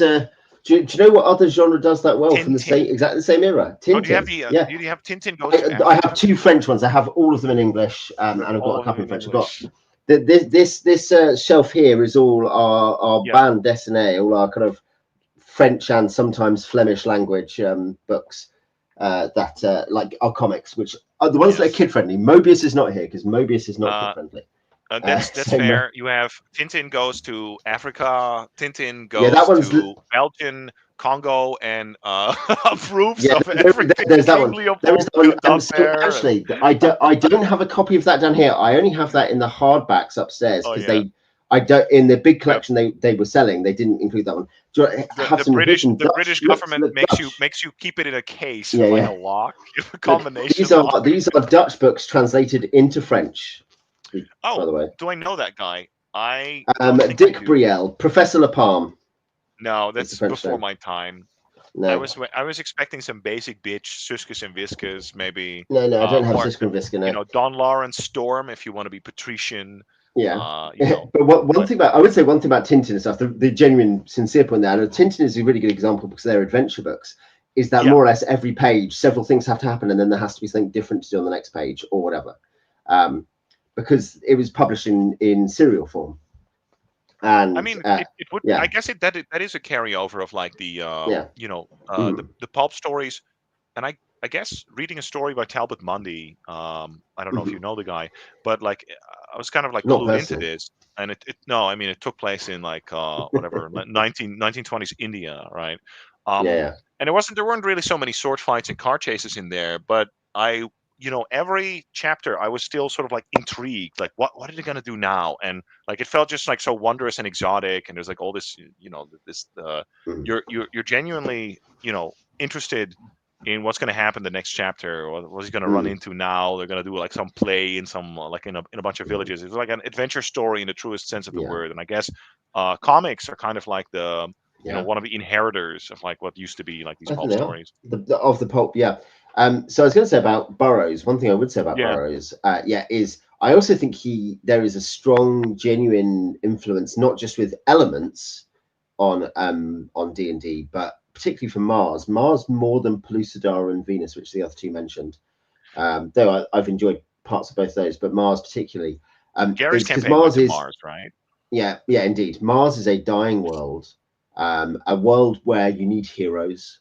There's a world with ruins and a world with monsters, and a world of mystery, and it's about daring do and fighting off enemies, and about lots of stuff like that. It is obviously less central or key than Fafhrd and the Grey Mouse. We both gave us R1. So just to kind of rank these things, but there is a sense of adventure there which is quite real and quite connected to the experience that we've described. So I would rank it very high as an Appendix N thing in terms of real influence on the kind of idea of the world, much more than people maybe give it credit for. Oh, for sure. So okay. Yeah, I respect that. Yeah. I think in general, by the way, as I say, Burroughs is good.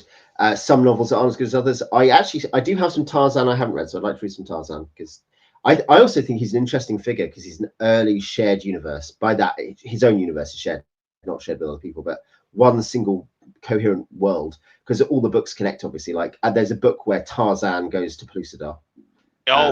Really? There's a Tarzan? Yeah. Okay, I was going to ask, is there a Tarzan goes to Mars? And that's pretty cool. No, not Tarzan to Mars, but Tarzan to Pellucidar. And then there's a reference. There's a reference of like Carson of Venus says, Carson is like writing or something, and he's like mentioned something to do with like, oh, we know about John Carter and also this thing that happened with Tarzan going to Mars. We know about John Carter's cool adventures. You should check them out. Yeah. Wow, I wish I was there on Mars. This guy, Edgar Rice Burroughs, my scribe, is the thing that with John Carter is like, John Carter is like an early Stephen King in his own novel stuff. Because it is like, and then when he came out of the tomb, he gave the novels to the stories to a young man called Edgar Rice Burroughs. And that's where they came from. Oh yeah. Wow. So that's my 5. That's my 5. I would also be happy in terms of 5s. I think both You gave Anderson and Lovecraft. I would happily put both those in a 5. You know, if you were picking 5, essentially. I think Lovecraft, as I've said, many of the stories are there's both an aesthetic thing, and some of them even have the shape of the adventure into the liminal zone, which I think is a big feature of D&D. And the kind of adventure as well. And yeah, as I say, Anderson's great too. Lee Brackett, if let's our number 8, let's say we're saying I think we'd probably both be happy to give to Lee Brackett, based on what we've said. Lee, you know, very very underrated and forgotten author. Yeah, I have all 3 of the. I know there's technically more, but like the Eric John Stark trilogy where they go to Skaith, right? I got those. I read 2 of them. I absolutely loved it. It was yeah, those are like the best Sword and Planet stories I've ever read. That was it's phenomenal. And you know, I guess if you read enough books, like female authors often have like kind of like a different like vibe to them, but you would almost not be able to tell in this case, like with Eric John Stark. It really just it has that sort of like adventuresome spirit in many ways as well. I think just, the Sword of Rhiannon, phenomenon. the novel of hers, are many short stories. But I heavily recommended the ones I picked up were heavily recommended by Milan Gabor Lux. And Sword of Rhiannon is the novel I read, which has a different name in some places, some editions.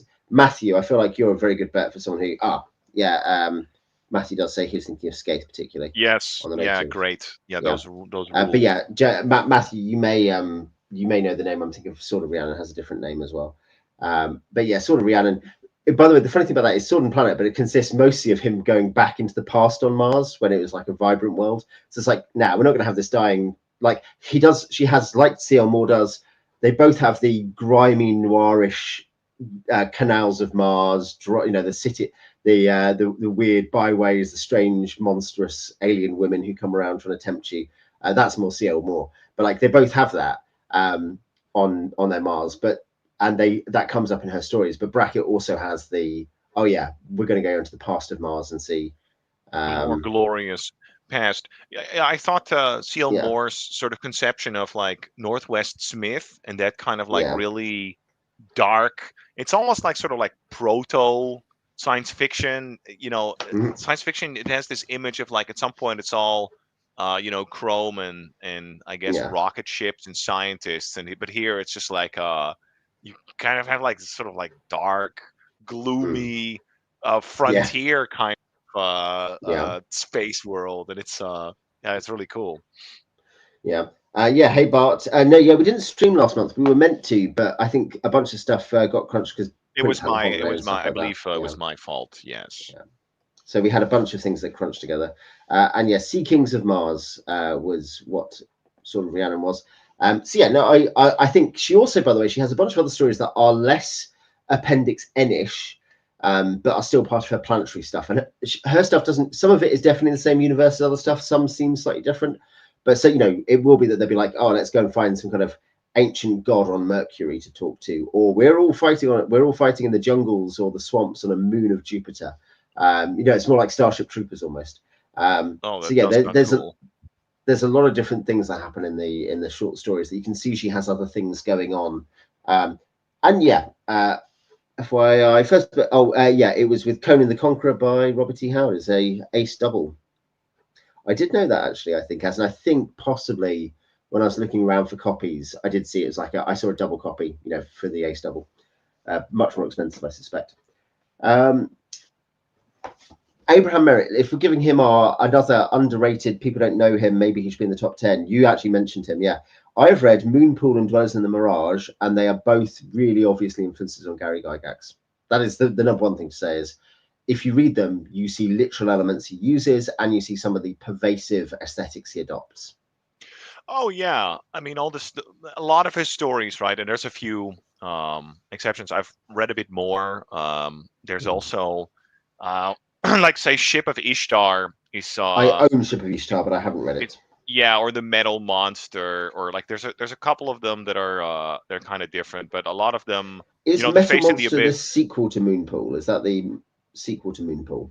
the Metal Monster is the sequel to Moonpool, but it is I think the Moonpool is like almost like the quintessential Merritt story, where again, yeah, these sort of the 20th century explorers, they find like essentially like a lost world, ancient civilization, with, you know, sort of Atlantean style, almost like a magical like technology that's usually it's sort of like torn between its evil half and its good half are fighting for like the dominance. Atlantis Mystery by Edgar Jacobs. Yeah, that's very the very I assume strong that's aesthetic thing. I assume that's Tintin also. No? It was from the Tintin magazine. Edgar Jacobs was Hergé's assistant at one point. I see. Yeah, it's same art good. style, same kind of subgenre. Adventure. Blake and Mortimer. Yeah. It was the people who made a TV series of Tintin in the 90s also made a TV series of Blake and Mortimer. You can watch it all on YouTube. I recommend it. I'm trying to think. Was there literally? I remember that. So B10 literally has the black interdimensional squid monster from Dwellers in the Mirage. But I'm trying to think if the Dweller actually literal from the Dweller in the Moonpool literally shows up in a D&D adventure. I'm not sure. But yeah, there's a few, especially in what is it, in World of Greyhawk or something. There was like an adventure hook where you had a tribe of like primitives that worshipped some sort of like sort of shimmering silver-like ooze pool monster or something like that. And it like just reading it really reminded me of like you know, of that style of like Abraham Merritt. Yeah. Oh no, Face in the Abyss is another great one. Merritt has the same sort of anxiety. It's not really the same kind of like intense anxiety, but this same sense in it, but with a very different sort of, in some ways, very different style. He's a weird crossover between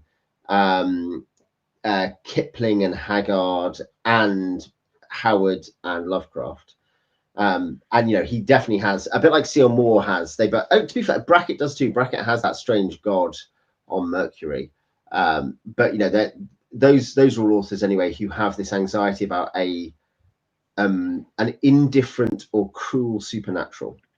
I'm not sure if for Merritt that's the, so I'm not sure if I would agree. The first thing I think is like is important to know about Merritt is that he must have eaten like several mythology encyclopedias when he was younger, because he like very often alludes to everything from like Babylonian to Viking mythology.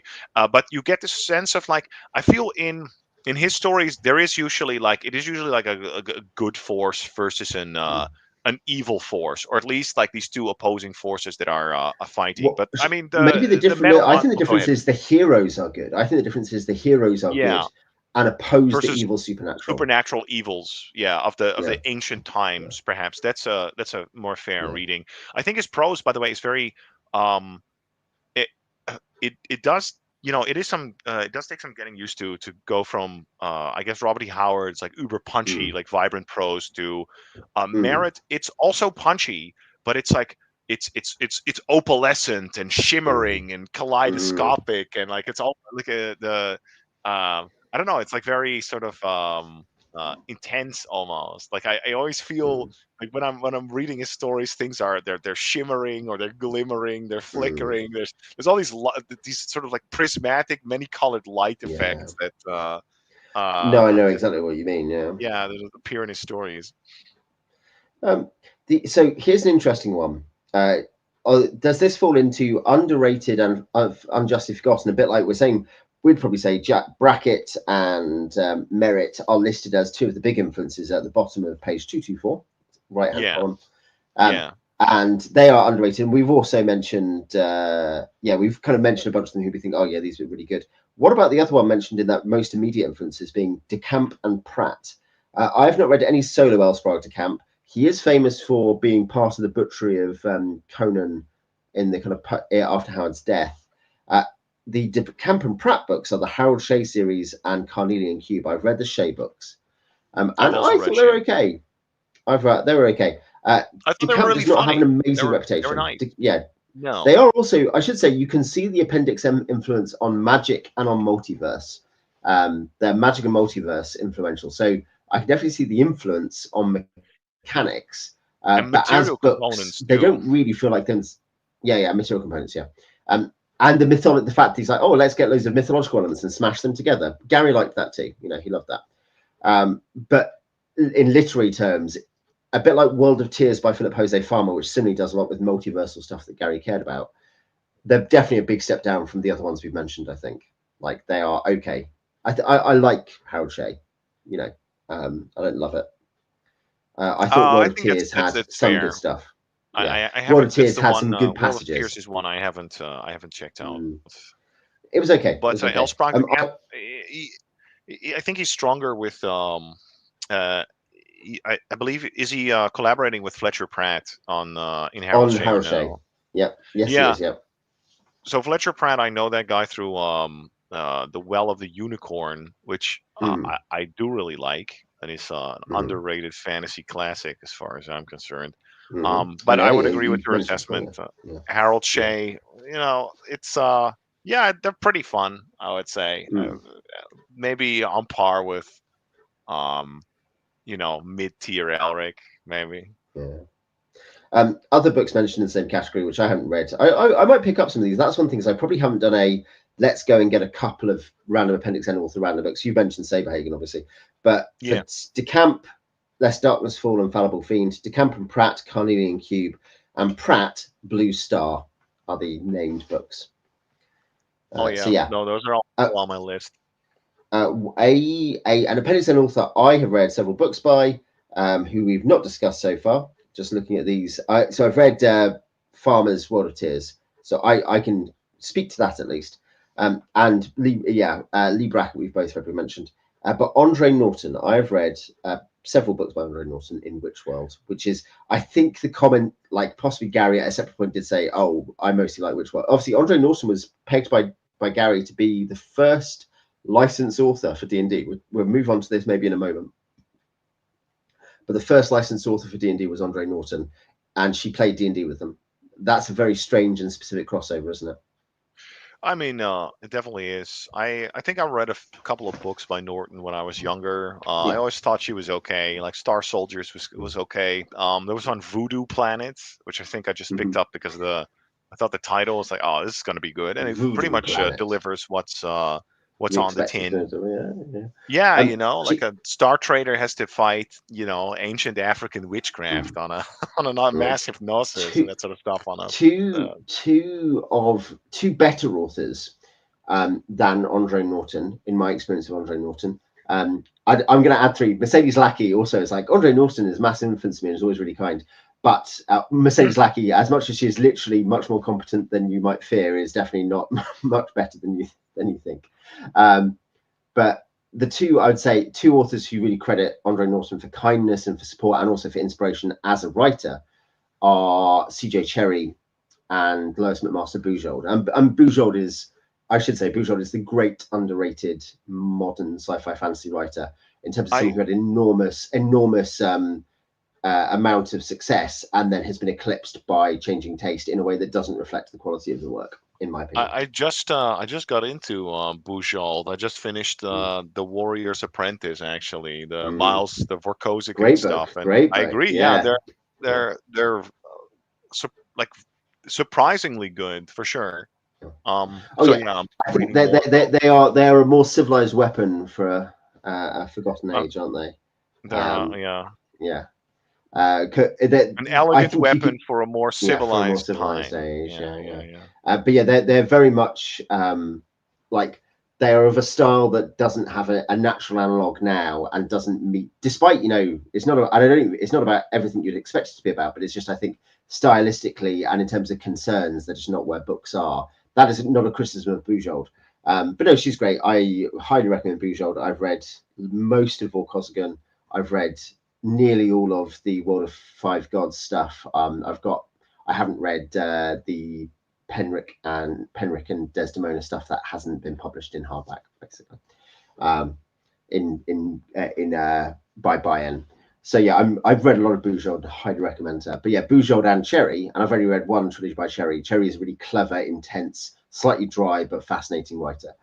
They're both like Andre Norton's one of the best writers we've ever read. And I think Norton, my thing with Witchworld is you could see the power of imagination and the creation of worlds and the sense of adventure. I don't think it's like execution wise as successful as many of the true greats, but she's obviously had an influence. And she influenced Gary, because Gary, as I say, Gary invited her to play D&D with them. She wrote the first D&D book. I mean, with Norton, again, I think I read some of her, I guess probably not her best work. I thought it was okay. I liked it, but to me, it never. I never thought it stood out. But I guess I could rate her like on same tier as I guess El Spragg the Camp or something like that, where it's like, it's fine.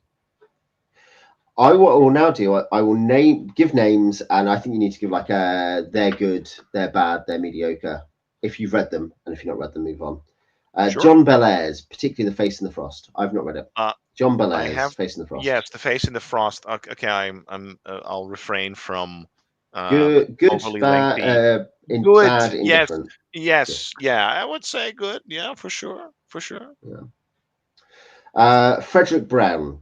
No books given in 1E. Frederick Brown. Read an anthology. Again, also pretty good. Probably worth reading. Yeah. Lynn Carter, World's End series. Fuck Lynn Carter. No.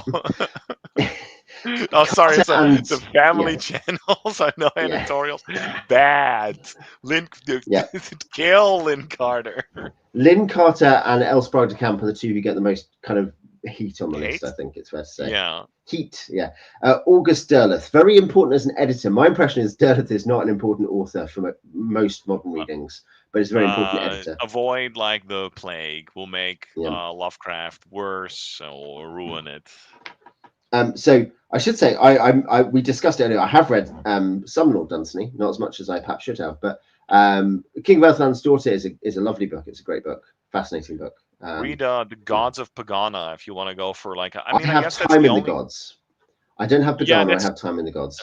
Time in the Gods is like one collection of like his stories. That's like one of the few stories that I would sort of compare with Silmarillion, not in I guess like sort of scope and ability, but sort of like the same. Actually, scope like sort of like the same scope. Like the Gods of Pagana is just like a collection of like it's Time in the Gods, and the first one is just the Gods of Pagana, I think. It's an omnibus, and it collects like all of his stories, and he does sort of create this weird mythology of like they kind of feel like primal, sort of like very primitive primordial gods, and like these sort of creation myths, and they all cobbles together. It's pretty good. And the stories carry on and on. So yeah, it's phenomenal. Absolutely. Also, Gardner Fox, Don Rodriguez, and the Chronicles of Shadow. Chronicles of Shadow Valley and the Charwoman's Shadow are also worth reading. Gardner Fox, Kothar and Kirik series. Sucks, boring. It's actually not that bad, but it's just like a pastiche, indifferent. Sterling Lanier, Hero's Journey. Good. This is Gamma World, the book. I'll have to read that then. We also, we did discuss this earlier, but we didn't discuss it in depth, so you can have another dip. Michael Moorcock, my view is he's okay, kind of fun. I think the selection here. Okay, so Stormbringer is great. Stormbringer, Stealer of Souls, and Hawkmoon, especially the first three. The only thing, Stealer of Souls is like a collection, and it's like I feel that those are like almost the worst Elric stories, except for like the new modern ones. It's when he just got started. It's just they're not yet good. Yeah. In terms of general Moorcock, I think the stuff I've enjoyed most. I've read quite a lot of Moorcock. It's interesting, given my my antipathy at some level, both his opinions about Tolkien, but also that I think he's just a decent author. But I think he's an interesting author. I'm like, he's interesting. He's well worth. He's very insanely creative, and insanely good at putting stuff down on paper. It just doesn't always completely work. He's prolific, yeah. But actual Elric and Nibene, the later story, kind of about the origin of Elric, that's a really interesting one. And some of the other Elric stories are really fun. I actually like Corum. Corum might be my favorite out of the kind of 4 or 5 series by him I've read. Corum might be my favorite. Yeah, he had a really good period when, like, again, the early Hawkmoon. So when the drugs were hitting, right? I don't know if it was the drugs, but I know that again, and this is probably whoever got to, it's probably the same guy who got to Ed Greenwood got to him. Michael But in Moorcock. this case, he told him the same thing. It was as a spirit of evil whispered in his ear, "No, you're a serious author. You're a guy of ideas, right? These silly fantasy adventures. This is beneath you." And it just his stories got like really long-winded, and you see it. It's very tragic at the end of like the second Hawkmoon trilogy. There's a moment when I guess Tanalorn confronts the monster Stormbringer, and it's like hope defeats fear, and it's laughable, it's pathetic. Like you look at it, it's like you're serious. This is just the worst hack writing, and the worst thing is you think this is profound. So that's like very sad. But like he had a really good run for a while, and stories like Stormbringer. And what is Sailor on the Seas of Fate, like that sort of stuff. That'll always. I actually, Sailor might actually be my favorite Elric story. Actually. Yeah. Andrew J. Offit, editor, Swords Against Darkness 3. Okay, yeah. Don't read any of his books; they're gross. There's a reason he also made like I guess pornography. He's like a sort of like hidden, like very prolific pornography author, apparently. So. I don't also there's all the Shadow Spawn stories in Thieves World, in the Thieves World collection. They were also kind of bad. But Swords Against Darkness, I haven't checked those out. They're probably pretty good. Many of the stories I've probably read. Margaret St. Clair, The Shadow People, Sign of the Labrys.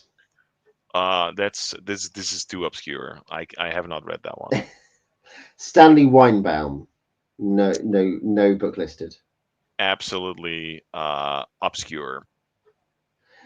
Manly Wade Wellman, someone I should have read. Probably the only one here I'm like, I should have read Manly Wade Wellman.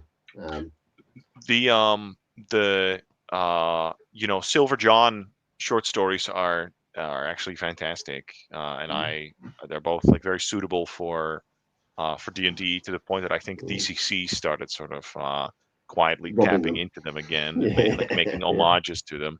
But they're also just great stories, and very. If you're interested in kind of like that Americana in an area that you don't really see so much, it's a real exploration of kind of like American folklore as opposed to just like purely handed down European folklore. Then it's definitely worth a read. They're just really good stories. And it has that sort of like there's a certain charm to it as well, where they all have that southern drawl going on. It's again a wandering musician with a guitar with silver strings, and he confronts various the hoodoo men, people who have made deals with the devil. It's all really great stuff. Jack Williamson. Oh, I should say Bart says for Weinbaum, read Martian Odyssey and Valley of Dreams are his recommendations for Weinbaum. So okay, those are good recommendations. Jack Williamson. I think even though he has written approximately 900 billion books, I've somehow managed to evade almost all of them. Have I read a single Jack Williamson? I don't think I have. Okay, nope. Roger Zelazny. This is the most important. Probably the one undisputed great on the list who hasn't come up on our list and hasn't come up before. But Roger Zelazny, actually, I have read. I read a lot of, so I don't know why we didn't talk about. Basically, I think Zelazny, the Amber books, do have an influence in terms of multiversal stuff and the idea of magic methodologies on Gygax. Other than that, I think they're less influential. But the Amber books and Lord of Light are great books, really, truly great books. Particularly Lord of Light is truly a great book. So that's my view on Zelazny. I wholeheartedly concur. I had the pleasure of rereading Lord of Light recently, and it's just like such a phenomenal mix of genres. And I guess he was like really good at that because Amber is also like combines so many elements of. I've nearly finished the second quintet. I'm on the last book. I've heard that it doesn't like. Is it true that it doesn't end, or does he wrap it up? The second quintet ends, but I don't know how. So because I haven't read it. Well, I've read 9 of the let's see. Amber books, but yeah. And the weird thing is, Shadowjack is. I thought it was like. I remember reading it. I was like, oh, okay, right. I would. It was nice, but it never kind of quite like stuck with me in the same way that that Lore of Light did, or Amber. Or Amber, yeah. Right. Yeah. I think the first quintet is probably slightly stronger than the second quintet. I think partly because the first quintet has 1.5 kind of all-time greatish books just on their own merits, like Sign of the Unicorn and Guns of Avalon starts very strong. It then settles into a good rhythm that's very enjoyable, and I think the second quintet is all like nice rhythm that's quite enjoyable, but never quite hits that point of like, this is just some of the most thrilling, exciting, adventurous, inventive stuff that has ever been written. I mean, also, I can imagine, because I believe I read the first 5. So much of the rules have been laid down by then that like it would be much harder to write an additional 5 books with the same sort of I guess kind of like dynamism and energy and sense of awe that kind of like his pace is still great to the point of over pacey. Like he just writes so much. It rushes through. Yeah. There's so much stuff happening, and it's mostly good fun. It's it is pulpy, and it's meant to be. Lord of Light, of course, is not pulpy in that way. Zelazny had different modes. The Amsterdam was clearly intended to continue, but sadly he passed. There are some sort of very controversial, not widely liked continuations, which I don't own, and I doubt I'll bother with.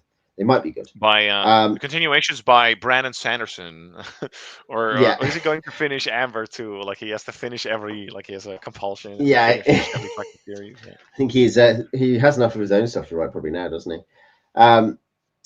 This links us talking. I mean, hey, Amber is a role-playing game, so Amber is technically licensed fiction.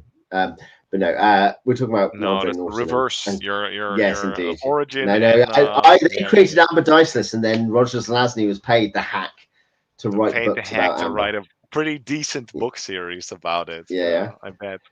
But licensed fiction, kind of, we said we'd come back to on Quad Keep because we felt that was a relevant thing. So we talk about licensed fiction both on and off screen a reasonable amount, and it definitely connects into the idea of what D&D fiction is, as well as just other stuff.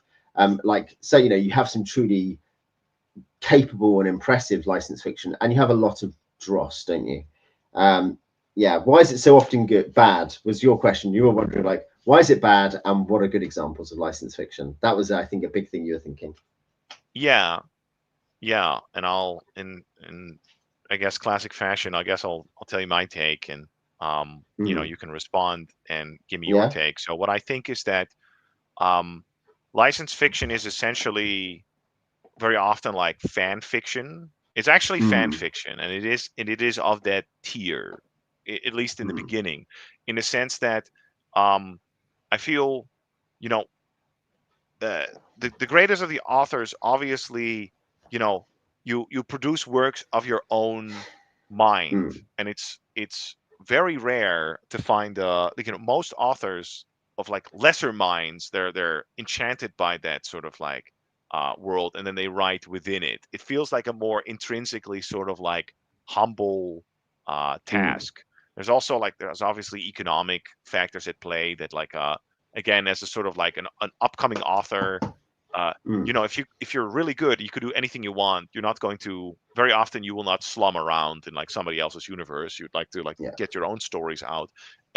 This is a general rule that's broken in a couple of places. As we said before, there are a few authors that actually manage to sort of I guess it's like they see nuances or maybe even implications in some other work that maybe even the author hadn't come up with, and then like they sort of like refine it, or they deepen the mythology through that. And then like so you have like guys like Timothy Zahn, or even even a tier beyond that is like John C. Wright, who's written a sequel for William Hope Hodgson's The Nightland that's really incredibly good, like much better than anybody could have had a right to expect.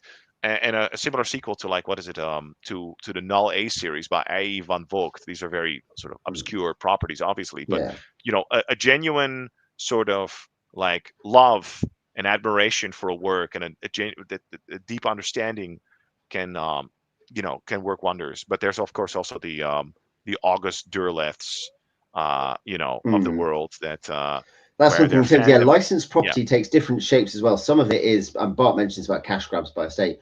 Some of the licensed property thing is the sort of an author is dead. This is a relevant thing when we talk about novels. Yeah. The author is dead. Robert Jordan is dead, or H.P. Lovecraft is dead, or Conan maybe in some ways is the most important one of that because of how Sprague de Camp used that legacy.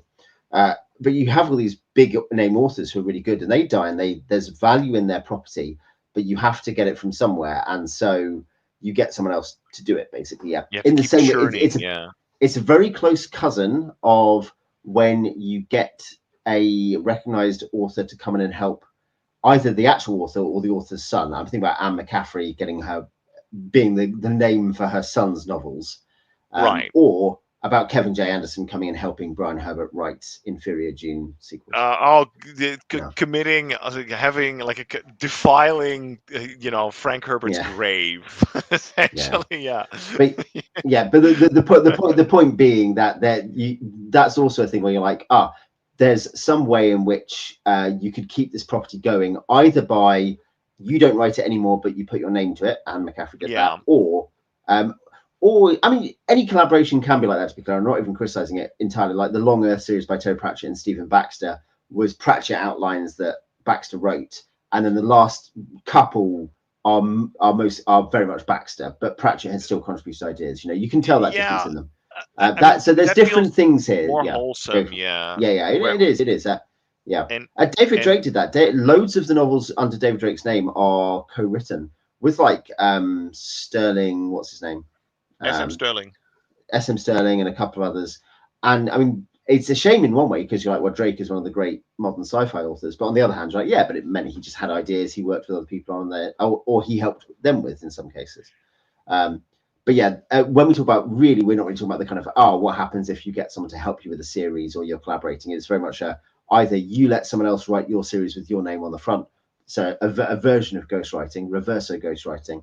Or it's like a corporation owns an IP, and then they put an ad out in the newspaper, and the work for hire authors. That's the other thing. It is that's the other thing. It is when there is an IP owned by a corporation, very often specifically a movie, TV, or toy franchise, and they're like, I was going to say, Bart doesn't like Long Earth. Was his view, and in that case, you're looking to get creators to come in to make money, to make good products that people will buy. In terms of, it's not like a complete joke, but the standard you're looking for good is very different. If someone was writing their own material, they really wanted it to hit a particular standard. And the obvious ones here, Star Wars and D&D are the biggest, I suspect, for this in terms of for novelization. I mean, Warhammer probably also comes to mind. Warhammer will be up there, and Warhammer also has Warhammer, of course, has two things. One, it has Bill King, and it has Goat Truck and Felix and stuff that is genuinely quite widely liked. And it has stuff by very prolific, competent authors. Dan Abnett is the obvious one there. With genuine love for the source material. So Warhammer is a weird one, and I don't necessarily mean that much of it is therefore great and you should read it, but it's a kind of weird category off to the side of because it's probably only in the last decade or so where it's been super exploited as let's just get tons. We need even more. It's like like that licensed fiction character Kylo Ren. More. No, I agree with you, and for a while Warhammer had such a it's such an odd duck, because in the beginning you had guys like Ian Watson and Barrington J. Bailey, who are all they're already published science fiction authors, right? These were already published authors, and they're basically just slumming it in licensed fiction Games Workshop land, because they probably because they enjoyed it. Star Trek, we can get into Star Trek novels. I've read my share of Star Trek novels when I was younger, and in fact, after I rewatched all of the original series, I had a short spate when I started slumming again, and I picked a few choice ones, and I discovered this is worth discussing, the Shatner verse. This is a separate canon from the rest. William Shatner was allowed to write his own, new Captain Kirk series, where he didn't die at the end of like the Captain Kirk. What is the movie again? Generations. Generations. Yeah. Generations. But it's no, and he breaks up with his wife, and there's this beautiful half Klingon, half Romulan woman. Nice, And nice. he has to, the Federation comes under the command of like his basically a high school bully that always hated him, and he has to go rogue and travel with the beautiful woman to the planet where he can be young again and make love to her and save the Federation from an evil plot. And there's like there's an every like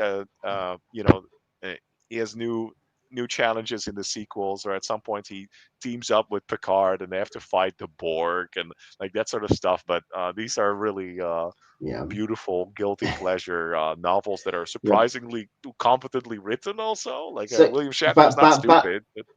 Babylon 5 is an interesting one for that, because there is a bunch of novels, including some by J. Michael Straczynski, and he canonized two of them particularly are like concrete canon, not an element, but like this is essentially a TV movie. This is just a thing you need to know, but like it's there. And you get some other stuff like Rob Thomas wrote two Veronica Mars books between the movie and the fourth series, for instance, and they are like concrete, absolute canon for what has actually happened. Early Joss Whedon comic spin-offs was similar, where he was overseeing, this is what's happened in Firefly after the series got cancelled after 11 episodes, something like that. 15 episodes after the film. It was cancelled during it, wasn't it? And not all the movie aired, but after the film, but the same with Buffy and Angel, and like there's obviously different. Those are things where you're like, the author has made this particular thing concrete. That's different for sure. Then it's not. It doesn't really fall into that shitty equation. But sometimes it's not going to be hack work, is it? It might be very good, but it's not going to be like, we've asked this guy to take part in writing a 10-book series, and he's going to write 3 of them, and they're more or less just random plots, and they're set in the Forgotten Realms because we own that property, and you just know these guys are not turning up with their A game, are they? They're not. They're not like going to write glorious epics. It's already like not your source material already isn't great, because the D&D is like cobbled together from different sources, and it was never really meant to be like the sort of deep world with deep lore, and when it became that, it became really lame and cumbersome, and I guess the novel sort of contributed to that. So then you already have like, you don't have the best raw materials to work with, so you're really going to have to like find sometimes you luck out and you get, you snag, I guess, R.A. Salvatore. I actually don't really like there is one that much, very competent writer associated with D&D. I'd say the other one, in terms of my experience, I in a sense I need to read more to fully judge, but I've read a bunch of D&D novels, but would be Kate Novak with Jeff Grubb, her husband, Jeff Grubb, a D&D developer. Basically Novak and Grubb, the Finder Stone trilogy is really good fun, kind of pulpish, light-hearted fantasy. Almost anything I've tried to touch with D&D novels, I've bounced off of, or or I liked when I was like 16. No, so Finder Stone is decent. I enjoyed that as a trilogy. And Salvatore, he has to get his craft right, but Salvatore is surprisingly good, given, so he is really the famous exception, and in a way that people end up hating. It's like, Salvatore, he's a hack and he made Drizzt and it's all bad. And you have to step back when you're talking about it as fiction. As D&D inspiration material is poor, because it's a completely different idea of the story to Howard or whatever. But just as decent licensed fiction, that is about a character who often is interesting. His adventures are often put well together.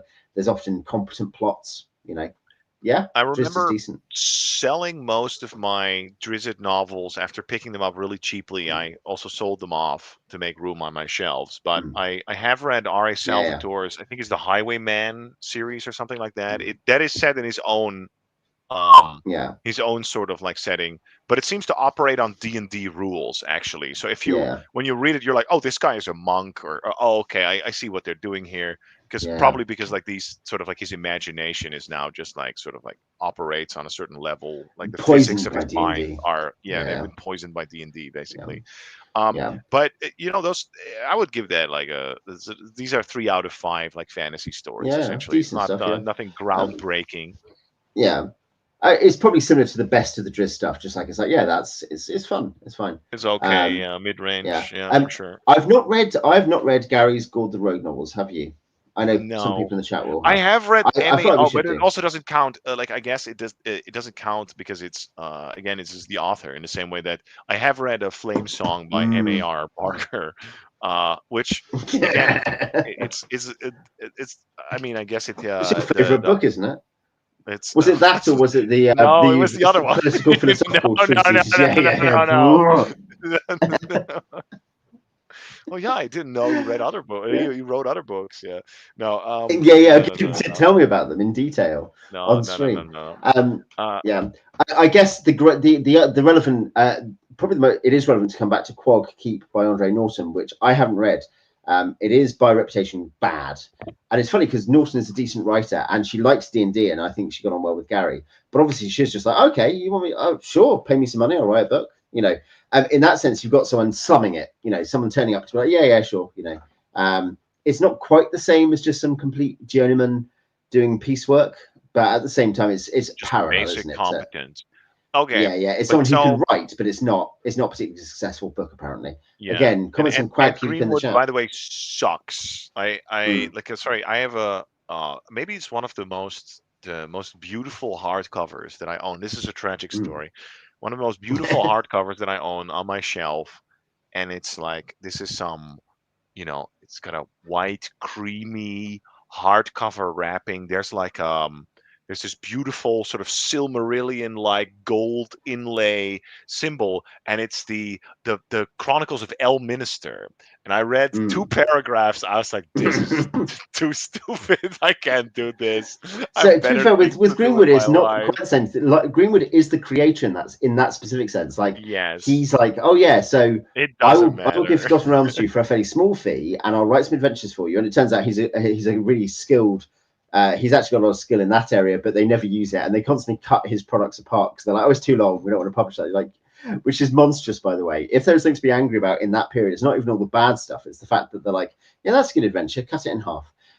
But then obviously what really happened was they said, Ed, we'll give you this money, you'll get some extra opportunities to write, but also you can write novels. And he writes exactly, and he's like, yes, that's what I always wanted. And also half the products he writes are like novel, like D&D products, like for RPG, but they're not really. And you can tell this is the corruption you hinted at earlier, is the fact that he sells his inheritance for a mess of pottage. And you're now like, yeah, but this stuff's embarrassing and bad. It's not worth it. I'm sure he's happy, and I'm sure he's got enough money. I think the other, I've not read much Star Trek. You mentioned a bit of it. I've read a little bit. I have like 2 or 3 Star Trek novels, maybe. Not many. Most of them also fall in that, like, I'll say most of them are bad. And there's not the sort of like I don't think there's the same editorial control on them that you would have for Star Wars, right? So actually, it's this is a really bizarre thing where you can psychologically map a person by reading their Star Trek novel, because they will focus on the things that, like, they will interpret Star Trek, which is not, especially these first 3 seasons, which is not like a complete coherent universe. There's a couple of elements there, but there's a lot of ambiguity, and how they interpret that and how they view like the crew relations, how they try to like replicate that's like a way to sort of like, that tells you something about that person, almost like how they view the relationship between the crew. I'm reading the book. Maybe a weird observation. The author, I was going to say another one you won't be as familiar with, but another important continuation that happened in 2 ways before Doctor Who came back on the screens in 2005, cancelled in 1989, is novels, and then the early audio adventures, which then have continued. Essentially, that's a really important thing, which I think for many people is seen as high quality comparatively, and important. And I think it's partly because it was almost an obscure license in a way. It wasn't the same kind of license internationally. So I think it kind of meant that you end up getting like, it was a passion project for people involved, so it ended up being quite good. So yeah, so maybe that's another exception to this issue of license fiction being hack work to exploit an IP. Is it was to exploit an IP, but it's such an obscure, internationally obscure IP at that point that it was possible to just be like, yeah, these people want to write books. We'll let them. You only have like hardcore fans that are by luck of the draw. Basically, they also happen to be reasonably competent, so they come up with good concepts and they understand the spirit. I was going to say for Star Trek, I guess the only one that does come to mind as being like just genuinely good, where I was like, geez, this is almost like too good. It's called like The Final Reflection by John M. Ford, who I believe worked on the Traveler RPG as well. It's really a very, very good book, and it kind of the way he writes about it too, it's almost like somehow he puts all these extra layers and like sort of this nuance and this subtlety to like how he portrays that universe, whereas very often with this licensed fiction you have the opposite, where you know in your imagination the universe is the universe that you see on screen, you know, from this tiny snapshot is much larger and more complex than like in the sort of the stupid fan fiction author dumps it all down. We should move on to Star Trek. We should move on to Star Trek books in a sec. Star Wars books are in a second. Yeah, we should do it now. Matthew's comment.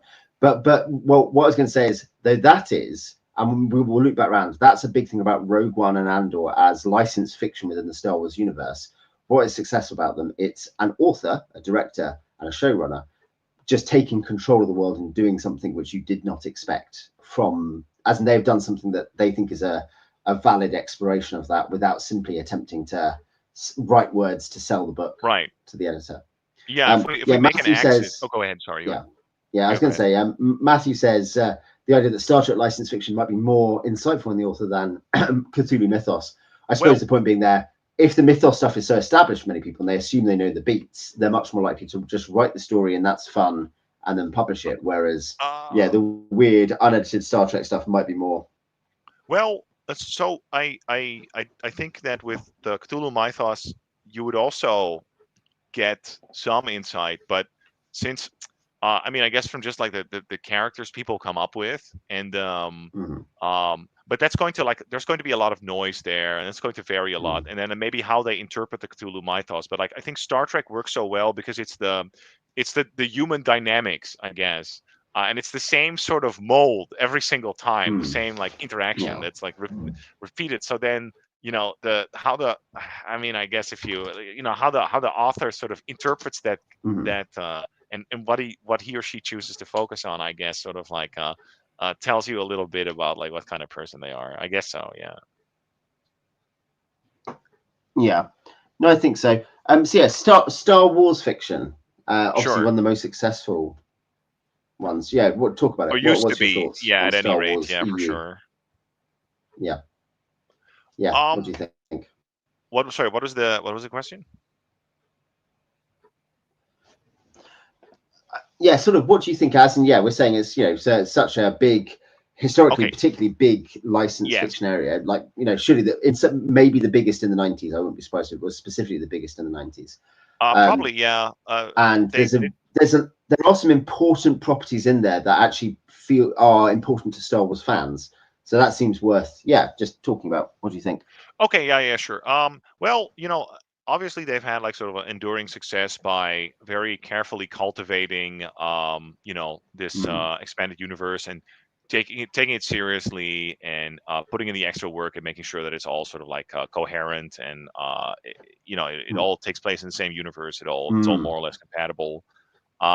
There's definitely, I mean, there's plenty of hacks there too. As again, you mentioned Kevin J. Anderson, who I believe wrote several novels where it's just like,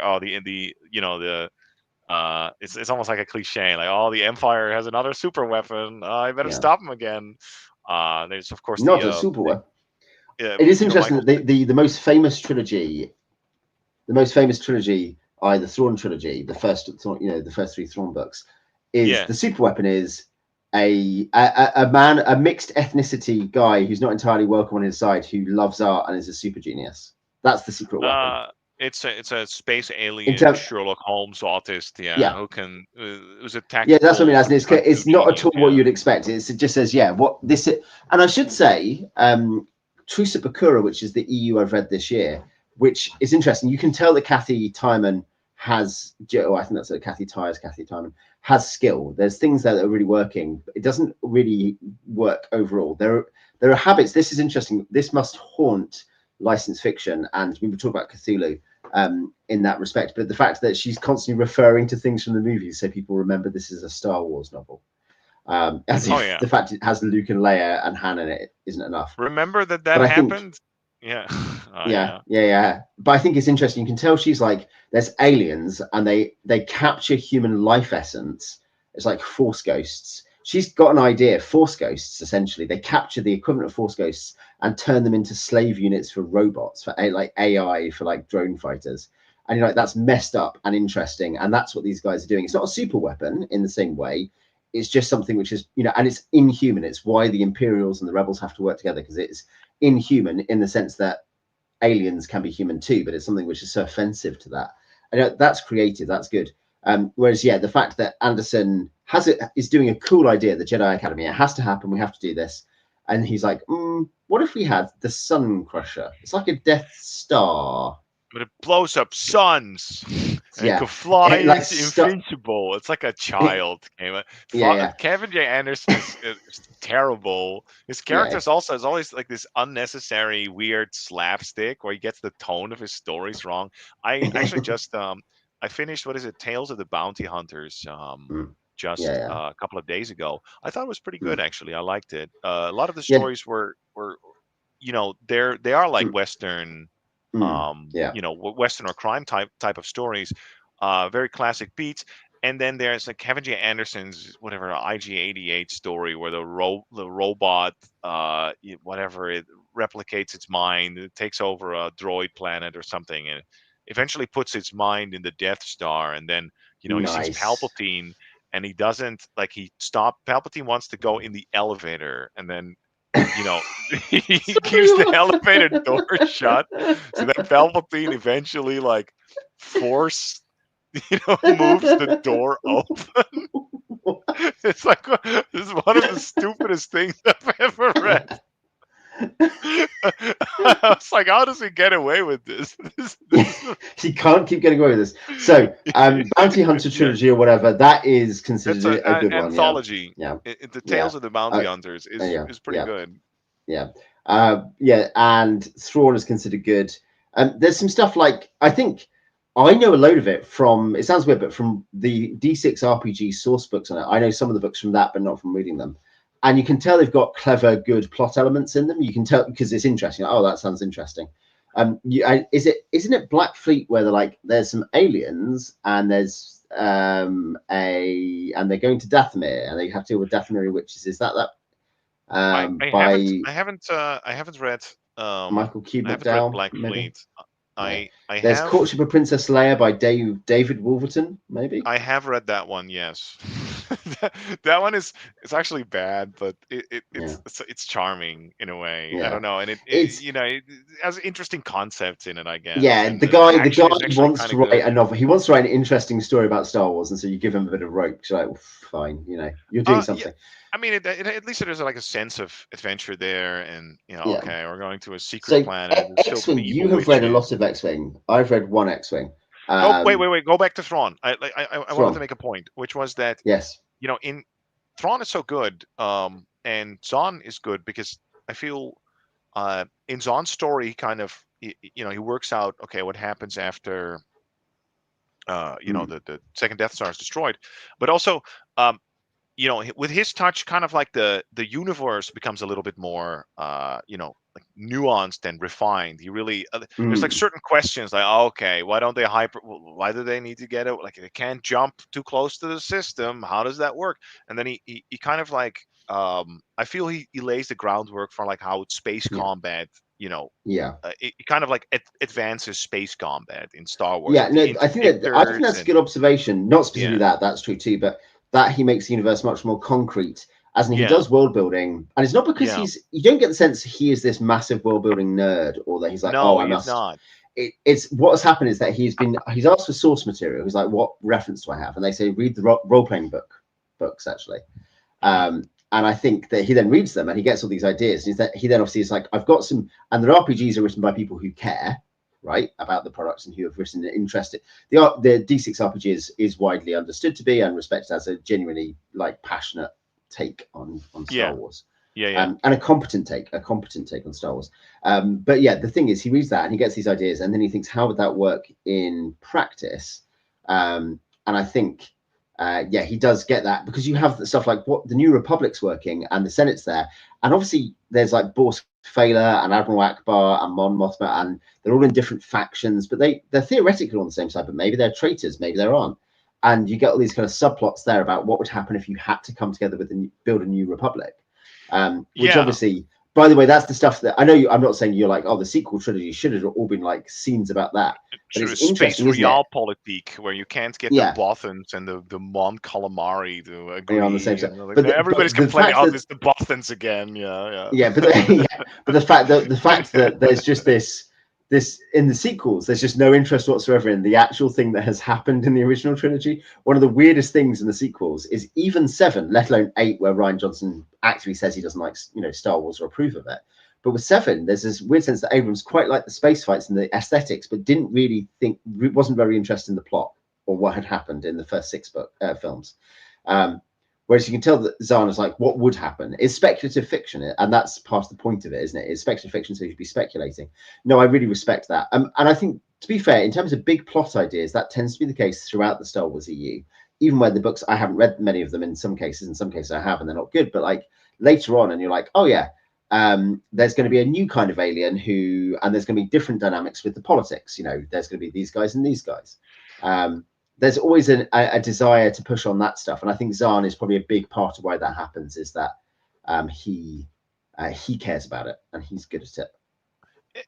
Yeah, I think. Well, I mean, it's obviously challenging because you have to work with a universe where like the largest, the most significant, largest event has kind of like already happened, and trying to like sort of one up that in a way that's tasteful is difficult. So you can do little niche side stories. That's one option, or you can genuinely try to go like, okay, we have to, that's just like one part in the saga. This is how it continues, right? You have to like sort of like try to follow the same beats, and it's kind of difficult. And if you're lazy, you just come up with another. It's the Death Star again. This time it's the Darksaber. Somehow Palpatine returned. I think there's a reason that they stole that for part 9 from the Dark Empire trilogy. Dark Empire trilogy, isn't it? I mean, that is a Star Wars type of like plot. I feel that's in the style of like pulpy Flash Gordon. Oh, he's back. He's not actually dead. That's a legitimate sort of. It was obviously a cop out in every way in the circumstances. Though I think the thing is, Dark Empire is not the highest regarded of the EU things, is it? No, certainly not. And I think it's something. It has some clever ideas, but I think that's the thing is that yes, you could do that, but you're saying you've got 3 books, as it were, to do it, and Zahn is the guy who does that right. There's obviously he's not the first licensed author, of course. Aside from novelizations, there's the Han Solo books, which I haven't read. But yeah, we should talk about X-Wing. X-Wing also does part of this, which is that it says the first part. Many books of this are going to be about the advance on Coruscant and the fact what happens right after Endor. Tsuspakura does one direction, and then X-Wing kind of does. Yeah, go for it. One moment, sorry, for like John and Dark Empire, right? Like the I guess the main difference there is Zahn is a very clever guy, and I guess sort of understands like, okay, Star Wars did this. I'm going to write my own trilogy. I'm not going to do the same, but like bigger. So he kind of makes it's like smarter, but it also feels like more small scale. So like, as you said, it's not, okay, here's a giant planet destroying death machine. No, it's okay. No, it's like a really smart sort of like admiral comes back. They do end up like getting some sort of like super weapon, but it's just like a fleet of old ships that would be pretty good. Oh yeah, no, it's literally just where could we get an efficient source of machinery? It's a much more practical concern, isn't it? Like it's what we're doing with warships now. It's a big thing about warships now is how do you make things more personnel efficient when getting trained personnel has become more expensive and difficult. Can you save money elsewhere? This exact Thrawn is essentially a post-Cold War European defense procurement guy. Sequels are Disney fan fiction. You're right. And Bart says, I'm very happy there are many Star Wars movies after Revenge of the Jedi. Yep. After the Revenge of the Jedi. Little, yes, too indeed. little, too late. Yeah. No, yeah. I would say, like, I never hated the prequel trilogy. In that sense, I'm not even like I've revised my opinion. I'm like, I always thought that is okay. It was decent to bad to pretty fun. So yeah. But I do think go for it. Oh, go ahead. You're going to say something else, go for it. Oh, no. What I was going to say is that, like, Dark Empire is definitely much dumber than Timothy Zahn, but it does have the same sort of, like, I guess it has the same galaxy sweeping plot. It's like there, going back to, like, what is it? You go back to Flash Gordon, or I mean, I guess I don't know if you've read Lensman by E. Doc Smith, like one of these. I know you like Lensman. I haven't read it. No. Yeah. Right. Well, Lensman is actually pretty smart about it, but it is also large and bombastic, right? So it's not going to be like, oh, a minor tactical advantage, right? The Dark Empire is like, no, Palpatine is still alive, and he's been alive on a secret evil Sith planet called Biss, where he's actually been infusing all these people with the dark side and, like, building his extra super fleet and his weapons that he's now unleashing on the galaxy. And you got to fight him, Luke. You got to go there and go to the dark side. Like, it has that sort of. It's a bit ridiculous, obviously, but I feel it has the kind of, like, it has that sort of, like, the spirit of the original trilogy. Now, I think, like, Zahn is probably a better, more enduring work of fiction, but like spiritually, it's more removed from original Star Wars. Now, you had a point about X-Wing. Well, I was going to say X-Wing, and then we should talk about Andor. Then we should do current reads, and then we should wrap up for today. I agree. Yeah. But yeah, X-Wing also takes an actual question of, like, what actually happens. Truce Bakura does it a bit like what happens the day after Endor, and then that shows symbolically the beginnings of how the New Republic builds itself by bringing in people. Like, you're the Empire, but now you can be part of the New Republic, and there's no harm done. We'll forgive the war criminals. But X-Wing does the plot thing of, like, look, what actually happens. So they have to go to Coruscant, and they come up with, again, a different kind of enemy. Of there's still an Empire that still controls Coruscant. They still have. I've only read the first one, I should say, but, like, as I know that the first few are considered better than the rest, basically. That's false. That's very, very false. Okay, the first few are by Michael Stackpole.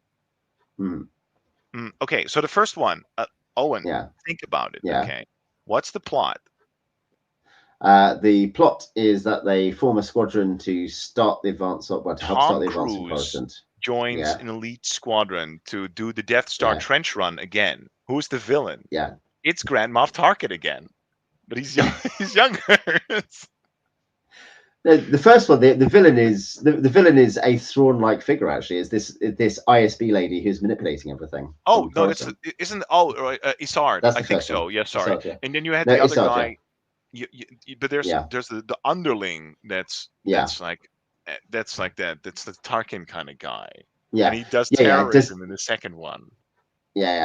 See, I've not been corrupted by that. But the idea that they actually have to go and do an actual thing that matters, that would be a real question of how do you fight the Remnant Empire so that you get to heir to the Empire in Thrawn trilogy.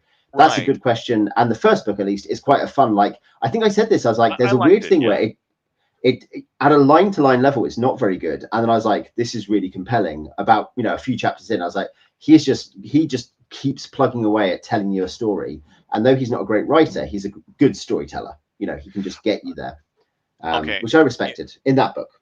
Well, so I agree that the first one, like by Stackpole, is actually pretty good. I also it's more like the it reminds me of what's the maybe the sort of the island hopping in World War II, basically, or the maybe the Battle of it is obviously it does feel like it's a bit like that. Here we have to go and take out this comms center. This is really because there's a whole thing like this planet, the planet they go to in the end. In the first one, it's like, oh, this one has it. The reason it matters isn't because of some arbitrary thing we made up, but it's like, it's because of where particular food things come from, and this matters, and it's a really important hub for this, or something like that, isn't it? And you're like, that makes sense. And hyperspace, and it's the same with hyperspace routes, stuff that strategically matters. Yeah. That was nice. That it's not like, well, they're building it's a new type of laser and it can blow up 3 The suns. laser Yeah, killer. the Yeah. laser killer. They're building it over. I mean, don't worry. The super ass weapons will appear, but Arrive. no. Stackpole, like his stories got I do think progressively worse with Yeah. I do like Tom Cruise as, sorry, it's Corin Horn, but just in my Yeah, mind it's Corin Tom Horn, Cruise. yeah. Um, and I think he gets force powers at some point. It's just like a huge Mary Sue, and he introduces like Yeah. another pilot, and it's just Luke Skywalker without force powers, Yeah. and he gets in a relationship with the Bothan female There's a bunch pilot. of hot ladies, aren't there? A bunch of hot lady pilots. No. um, But then you have yeah. Aaron Alston's like Yeah. stories in X. Those are all fantastic and very Well, funny. Alston, of course, was the irony is that Alston, you could say, was he one of those D&D designers who really wants to be a novelist? And you're like, but he was an okay D&D designer in a dark Yeah, era. In a dark era, he was kind of fine. it was kind of all And then right. and then because of Wizards buying it out and then buying the Star Wars license after WEG went under, obviously they're like, hey, Aaron, do you want to write some Star Wars novels? He's like, yeah, I'll do that. Oh, he did a killer Yeah. job on those. Yeah, those were really He did great entertaining. stuff. He did the kind of Legacy of the Jedi stuff as well. He was one of the writers with Troy Denning, another occasional. I remember game reading writer. Troy Denning's Dark Sun stuff, and well, it was okay, I guess, but Yeah, exactly. less than Yeah. impressed. But no, Aaron Alston is Yeah. fire on X-Wing for sure. But yeah, so yeah, this leads us into our last kind of license thing to do with how fiction interacts, and we have kind of obviously connected a few times to RPGs. I would say Ben mentioned earlier that Terry Pratchett, he mentioned, oh, you can steal ideas for D&D, that's true. But he mentioned about the GURPS Discworld. In terms of like GURPS and Discworld as a matchup is such a funny, incorrect matchup for like just the crunchiest, nerdiest, not necessarily very fun system for a comedy fantasy series.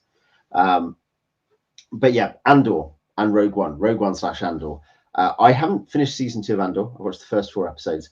But the fact is, the one really successful Disney Star Wars project that's fresh to them, that's not Rebels is Disney fresh, but I guess it is a sequel to the Clone Wars essentially. So, but the one really successful and well-respected one is Rogue One and Andor. And I think that's an interesting thing where you just have a guy who decides, I've decided I'm going to just do what I want with this, like just gone rogue. Like the character. Yeah. Well, I mean, I guess that's why I I've gone watched a Rogue couple of One. episodes of Andor. I loved it, but I don't. Well, I'm sorry, I should say I liked it, but I don't watch a lot of TV, so or like a I would lot of say series. it's worth Just it in never terms picked it of up. if you you don't have to watch Rogue One first. You can do it in chronological, but Rogue One and then Andor well worth it. I have watched Rogue One. I think with Rogue One is that Edgar Wright had made a bunch of it. I think it's Edgar Wright, wasn't it? And then there were problems through the cut, and he kind of dropped out the final production. And they did some reshoots, but they brought in Tony Gilroy to do reshoots in a new edit that was completely different in tone, much less comedic, much less, well, that just happened, much less kind of an action adventure, and it turns into the war story. There's a moment in that film where, in terms of its genre savviness, and this makes it different from it becomes a different genre to everything else in Star Wars, and this is good. This shows evolution. Is where it turns out that all the guys being volunteers for this mission are like Dirty Dozen type war criminals, miserable ex-addicts, stuff like that. So Dirty Dozen in space, yeah.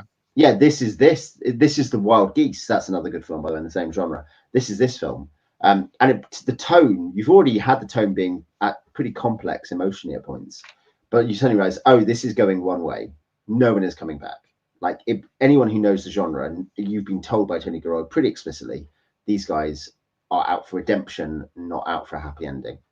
And it's a very powerful moment, and it's a moment in Star Wars. It's literally an important moment in the franchise's history on screen, because it's someone deciding to say, let's go in a different direction to this. Let's go in a different, not direction in terms of creative. What I mean is genre-wise. I can do something within the Star Wars universe that isn't just trying to pop the fans by being like, do you remember this? Well, look at this. I think there was definitely a lot of like, do you remember this in Rogue One? But I will say that for the record, I mean, I watched it with my brother in the cinema. Like, we were thoroughly entertained. It was competently made. I don't think it. I do agree with you that probably if you wanted to do something with this property now, you do have to like take a risk and branch out in a different direction for a while now. We Instead of haven't trying finished. to like, We haven't finished watching yeah. Skeleton Crew, and it's not that good. I wouldn't say you need to go and watch it, but they've obviously done something similar there by being like, this isn't kind of an epic story. This is like this is Goonies in space, essentially. And you can tell they're like, it's better than other stuff. I don't know if that's high praise. But the point is, you could tell they've got that message of like, why don't we try something slightly different? They did it with Mandalorian. While Mandalorian was worth watching, it was because they were like, what if it's like Tales of the Bounty Hunter, rather than what if it's another thing that in some way we're meant to think is epic? Yeah. To the Western. And they have shootouts. He has shootouts, doesn't he? They even get this at the moment where they get Timothy Oliphant, famous for being a cowboy, including in Rango, that cartoon about a lizard. But a guy famous for being a cowboy, they get him to come in as the sheriff that the Mando's trying to help. Like, oh yeah, it's all along. It's a Western in space. It's very explicit about that part of the roots, and this is good. It's pretty good when it's doing that. Yeah. It definitely has like problems, but like, and it falls apart eventually. Plenty of episodes, it does. Yeah. But I think that's the thing, is that they are, each of these successes is where they pull at something which is actually fun in Star Wars, genre-wise, they're in the background, and do something with it that's different. So, and Skeleton Crew, to whatever degree, it's not literally awful. It's because it said, oh, these are kind of kids' adventure films at some level, or they can be, and they're like, well, what if we did that? It's not the best of them, but and I think Andor season 1 and 2. You watched them with your kids and not like by yourself as a grown man. No, my wife and I've watched them. We've watched like 2 or 3 of them. We haven't gone back to them. It was okay. I think we were like, okay, this series. It's not that exciting. It's nothing much for us here, to be honest. But it was okay. It was decent. We've watched some of the films with the kids, and I probably just want to watch more of the films with the kids, to be honest, the original. But yeah, I think Andor season 1 and 2 is continuing this kind of, Tony Gilroy is now completely in charge, and he wants to make a story about how the rebellion gets together. And he wants to make it not as a kind of like, these are the great heroes who did cool stuff to do it, but about the grimy, mucky, nasty stuff that happens in the background and in the shadows, for those people who sacrifice themselves so that a better day can come. And it's obviously him saying, look, this is an implication of the Star Wars universe. There have to be people who do this. Many Bothan spies died to get us this information. And it works. It's just really good. And I think it's what you said about Zahn, is Zahn has a sense of what would happen and what needs to happen, and what is my own take on this without needing to copy the main plot and tone of the original series. Of films. I mean, I guess as long as it's the quality of the story is, of course, like paramount. Like, obviously the original Star Wars is like not meant to be like kind of like realistic, and I guess examining it through that lens requires sort of like a subtle hand, sensitivity, real sensitivity, rather than like, what is the moral lesson? But yeah, obviously it has such a sort of, I guess, cultural staying power that there's all these nooks and crannies apparently that you can like examine, and you can like do something interesting with them. So they should do that. By the way, before we move on to our last topic, the thing I recently found out was George Lucas doesn't like Mara Jade. Oh, he doesn't like Luke's girlfriend. Because what is it? Because Luke shouldn't get married. Oh no! But the thing, he made a trilogy of films about how that was probably a bad rule. Well, okay, he's like a ascetic warrior monk. Okay, he has to. Yeah. No, we've seen it. He has to live out his life on an island and drink green walrus milk. After, to be fair, that wasn't George Lucas's idea. I don't think Lucas would not have done Luke dirty like that. But yeah, just that. Owen, just remember that shot of just he takes the green walrus milk straight out of the walrus, and you see him chug it down, and just like the look he gives in the camera, it's Luke should be an incel. Yeah, no, I think that was. I mean, that film was a film that hated Star Wars, and as much as I thought there were some really aesthetically good things about that film, it's a film I do not like. I really dislike, and I think is antagonistic to anything you could like about Star Wars. So what are you reading? As we finish up, recent reading, we said, because we usually have a recent reading section at the start where I'm like, oh, what books did you read recently? We'll do it at the end. What have you read recently? All right, so I'm reading Selected Writings by Thomas Aquinas. That's actually true. Yes, I am reading. I approve. You should also read Aquinas by Edward Facer. Feser, Aquinas by Edward Is Facer. that is autobiography, or not his autobiography, his biography? Yeah. It is well, no, it's an intellectual biography. It's like what does he actually think? What are his ideas? Yeah, that's really good. You should read that. It was a bit hard to get into. But Facer after or a while, Aquinas? No. I mean, Aquinas, Aquinas. If you haven't read Aristotle, it's a little bit. You have to do a little bit of googling and catching up, but after that, it's fine. That's why I say about Facer is that though Facer is definitely something you need to know a little bit, not about Aristotle or Aquinas, but just about general. How do people talk about these things? It is an introductory guide. So Chesterton has a decent biography of Aquinas. He has a great biography of St. Francis. So if you want to read some related stuff, Chesterton's biography of Aquinas is good as well. These are good to know, good for further reading. And the other one is The Dark Forest by Xi Jinyu. I don't know if you've heard of the three body problem. I believe has been turned into a series, but I own the first one. I haven't read it. Fiction is garbage, but this one is the premium Chinese science fiction author. Dystopia. No, it's like the Chinese Arthur C. Clarke basically, but it's like he's genuinely a great novelist, and his ideas are like really good. So if you like old school science fiction, like it used to be, you gotta back in the day check them out. Back in the day, I finished some, as I said, I finished some Zelazny recently, and I will move on with some of that.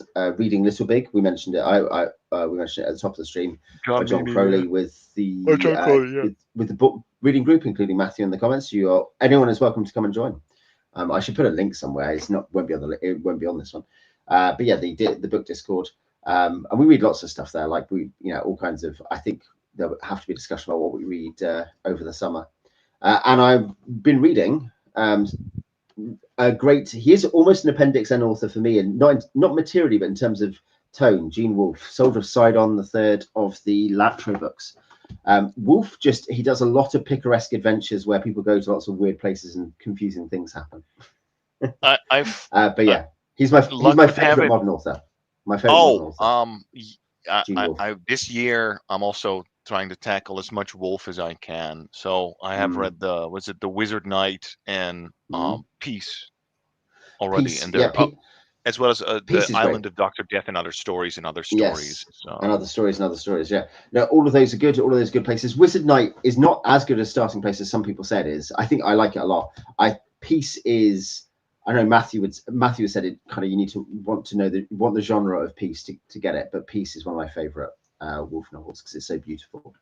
I like Book of the Long Sun a lot. I like Book of the New Sun a lot, of course. I like the short books that most people don't like Castleview and Pandora by Holly Hollander. I like both of those. They're really good. The Latro books, all really good. Sorcerer's House, really good. They're all different. Sorcerer's House is good. Oh, that's I mean, that's after what is it? An Evil Guest, which I thought was a little mediocre, but it's good to know that Evil Guest is less dotage. He he knocks his last two books. I haven't read his Borrowed Man duology. It's a duology because he died. But I read some. Matthew, have you read them? But yeah, I read some decent reviews of Borrowed Man and Into good to know. Those are his last two books. But I think the final decade of his career, he obviously seems to be more into not experimental in some kind of crazy way, but like he's like, oh, what if I just did this? Pirate Freedom, well rated from that period as well. But like Home Fires or whatever it's called, and Evil Guest are less well rated. And I think he's obviously more like, what would happen if I did this? Here's an idea. Sorcerer's House, I really enjoyed. I read it with Matthew, and Fifth Head of Cerberus we actually have read as a group for the reading group, and that is an excellent book. I'm reading Soldier of Sidon with Matthew, and I read Sorcerer's House with him. And Sorcerer's House, Fifth Head of Cerberus is a great novel, and everyone, even if you don't want to read any other Wolfe, you almost have to read Fifth Head. I've also read the Fifth Head of Cerberus. It's so seminal. It's so important and so beautiful and so successful in what it's doing. It's such a. It's a pretty. I wouldn't. If somebody wants to like get back into reading, I wouldn't recommend Gene Wolfe in the sense that it is a pretty subtle writer. But I agree with you that it's. So much of it is again, all the layers he kind of like works into his stories, his observations on human beings, his characters is all like pretty phenomenal, and his ideas are very strong as well. No, indeed. And in the earlier part of his career, he's a really beautiful writer. And before he's told he has to compress everything because they don't want to print that much. And the last do you part of his remember career, Tracking Song, Owen, from the Island of from Dr. Island of Death? Dr. Death? Is it? Yeah, it's Island of Dr. Death and Other Stories, isn't it? Yeah, you liked it. I loved it. Yeah, it was really really unique. It takes place in like this polar wasteland, inhabited by, I guess they're like a kind of like humanoids. You figure out later they have like sort of like animalistic characteristics. They're Norwegian. Cannibalism stuff going on, lost technologies. It's really good. Yeah. Well, I was going to say, and he's really influenced. He's also, one thing is he is a literary writer, but he's not a literary writer in the way. I'm trying to think of a good example. You get literary writers who take elements of the genre of fantasy and sci-fi, and exactly, and they're literary and they take the elements and just make it, like, oh, this is an element I like for my literary fiction. He's the other way around. He is a sci-fi fantasy writer who is so good that he's like, no, I'm just going to be a literary. Everyone will recognize me as one of the great literary writers of the 20th century, but not because he tries to, but just because, like, what would be a fun idea? Accidentally, exactly. Fifth Head of Cerberus is such a good sci-fi story, just in a very simple way, but it's so good it transcends the genre. And I think that's no criticism. Lord of the Rings does the same if you're reading it in a serious way. I guess literature is very much focused on nowadays, I guess, also like the form, right? I mean, science fiction has always been about like sort of the exploration of like ideas. In this in a medium where you can do almost anything, so you can explore these ideas in a way that normal fiction would not. But I guess with Gene Wolfe, his competency is so high that like obviously like this. And it's that he does want to do the speculative fiction. The speculative fiction is not a kind of a tacked on thing of like almost the real speculation doesn't matter. There's nothing behind the curtain. It's this facade. It's actually that it is a real speculative fiction, but it's so much more. He didn't go respectable. It's funny. It's something that may have saved him was the weird eclipse his career went into from the very late 80s up into the early noughties. His career for about 15 years or even slightly longer was really in a relative eclipse. And I think that, I don't think it saved him. I think his character was strong. His personality was strong. But I think it probably saved the way people perceive him, because he wasn't like a respectable author. He just disappeared because he's a weird guy who wrote weird books. Too esoteric for many people, I can imagine. Yeah. And I think that meant that kind of has protected him from an external respectability. Indeed, the idea that sci-fi and fantasy should be about the speculation is an old idea, but it's a good one. It's one thing about Bujold is a sci-fi writer or a fantasy writer, even if she's not always doing the same thing as other speculative writers. She does care about what would this technology do if this technology happened, and you're like, oh yeah, she's very old-fashioned in that way. I'm not sure if I'm totally on board with this idea that science fiction should be completely about exploring like these scientific concepts, but it's an important part. It's an ingredient. I think it is an inseparable ingredient. It's necessary but not sufficient. It's not like great sci-fi is just an idea. Otherwise, I guess there's social implications very often of this new technology, and it has the best of those writers are also going to be bringing in. They're going to have characters that matter. Bujold is strong at that. Wolfe is strong at that. Of course. For Bujold, a big thing is she's big on the idea of like she's interested in the idea of what technology does or lack of technology does in a sci-fi context to breeding populations, things like that. It's a big theme in Vorkosigan. You'll have picked up on some of that already, of course. I've only read one novel, but even Warrior's Apprentice does address that very question, right? And I think you realize, she's really interested in this because she's thinking this is a hot topic in the 80s and since. And then she's like, but she also has characters who are Miles Vorkosigan is one of the great sci-fi raconteurs, this guy who blags his way into being an admiral, that stuff. Oh yeah, that was. I mean, I thought I would say that that's like one of her strongest points, and I agree with you that like a lot of the peripheral details in the world was like interesting, but like ultimately what, at least nowadays, what'll keep me reading is more like that the characters are appealing and the writing and the story and that sort of stuff that carries you along. And there's a few exceptions, right? But this is a general rule. Yeah, but I mean, yes, I think that's. I agree. I suspect, Prince, that there can be an idea that science fiction simply means setting, like it happens to be in space, as if that was separate from any content. Like it was accidentally a story in space, and actually, genre should inform what you're writing more than that, because there should be some sense of the possibilities of that genre, and sci-fi should therefore, at some level,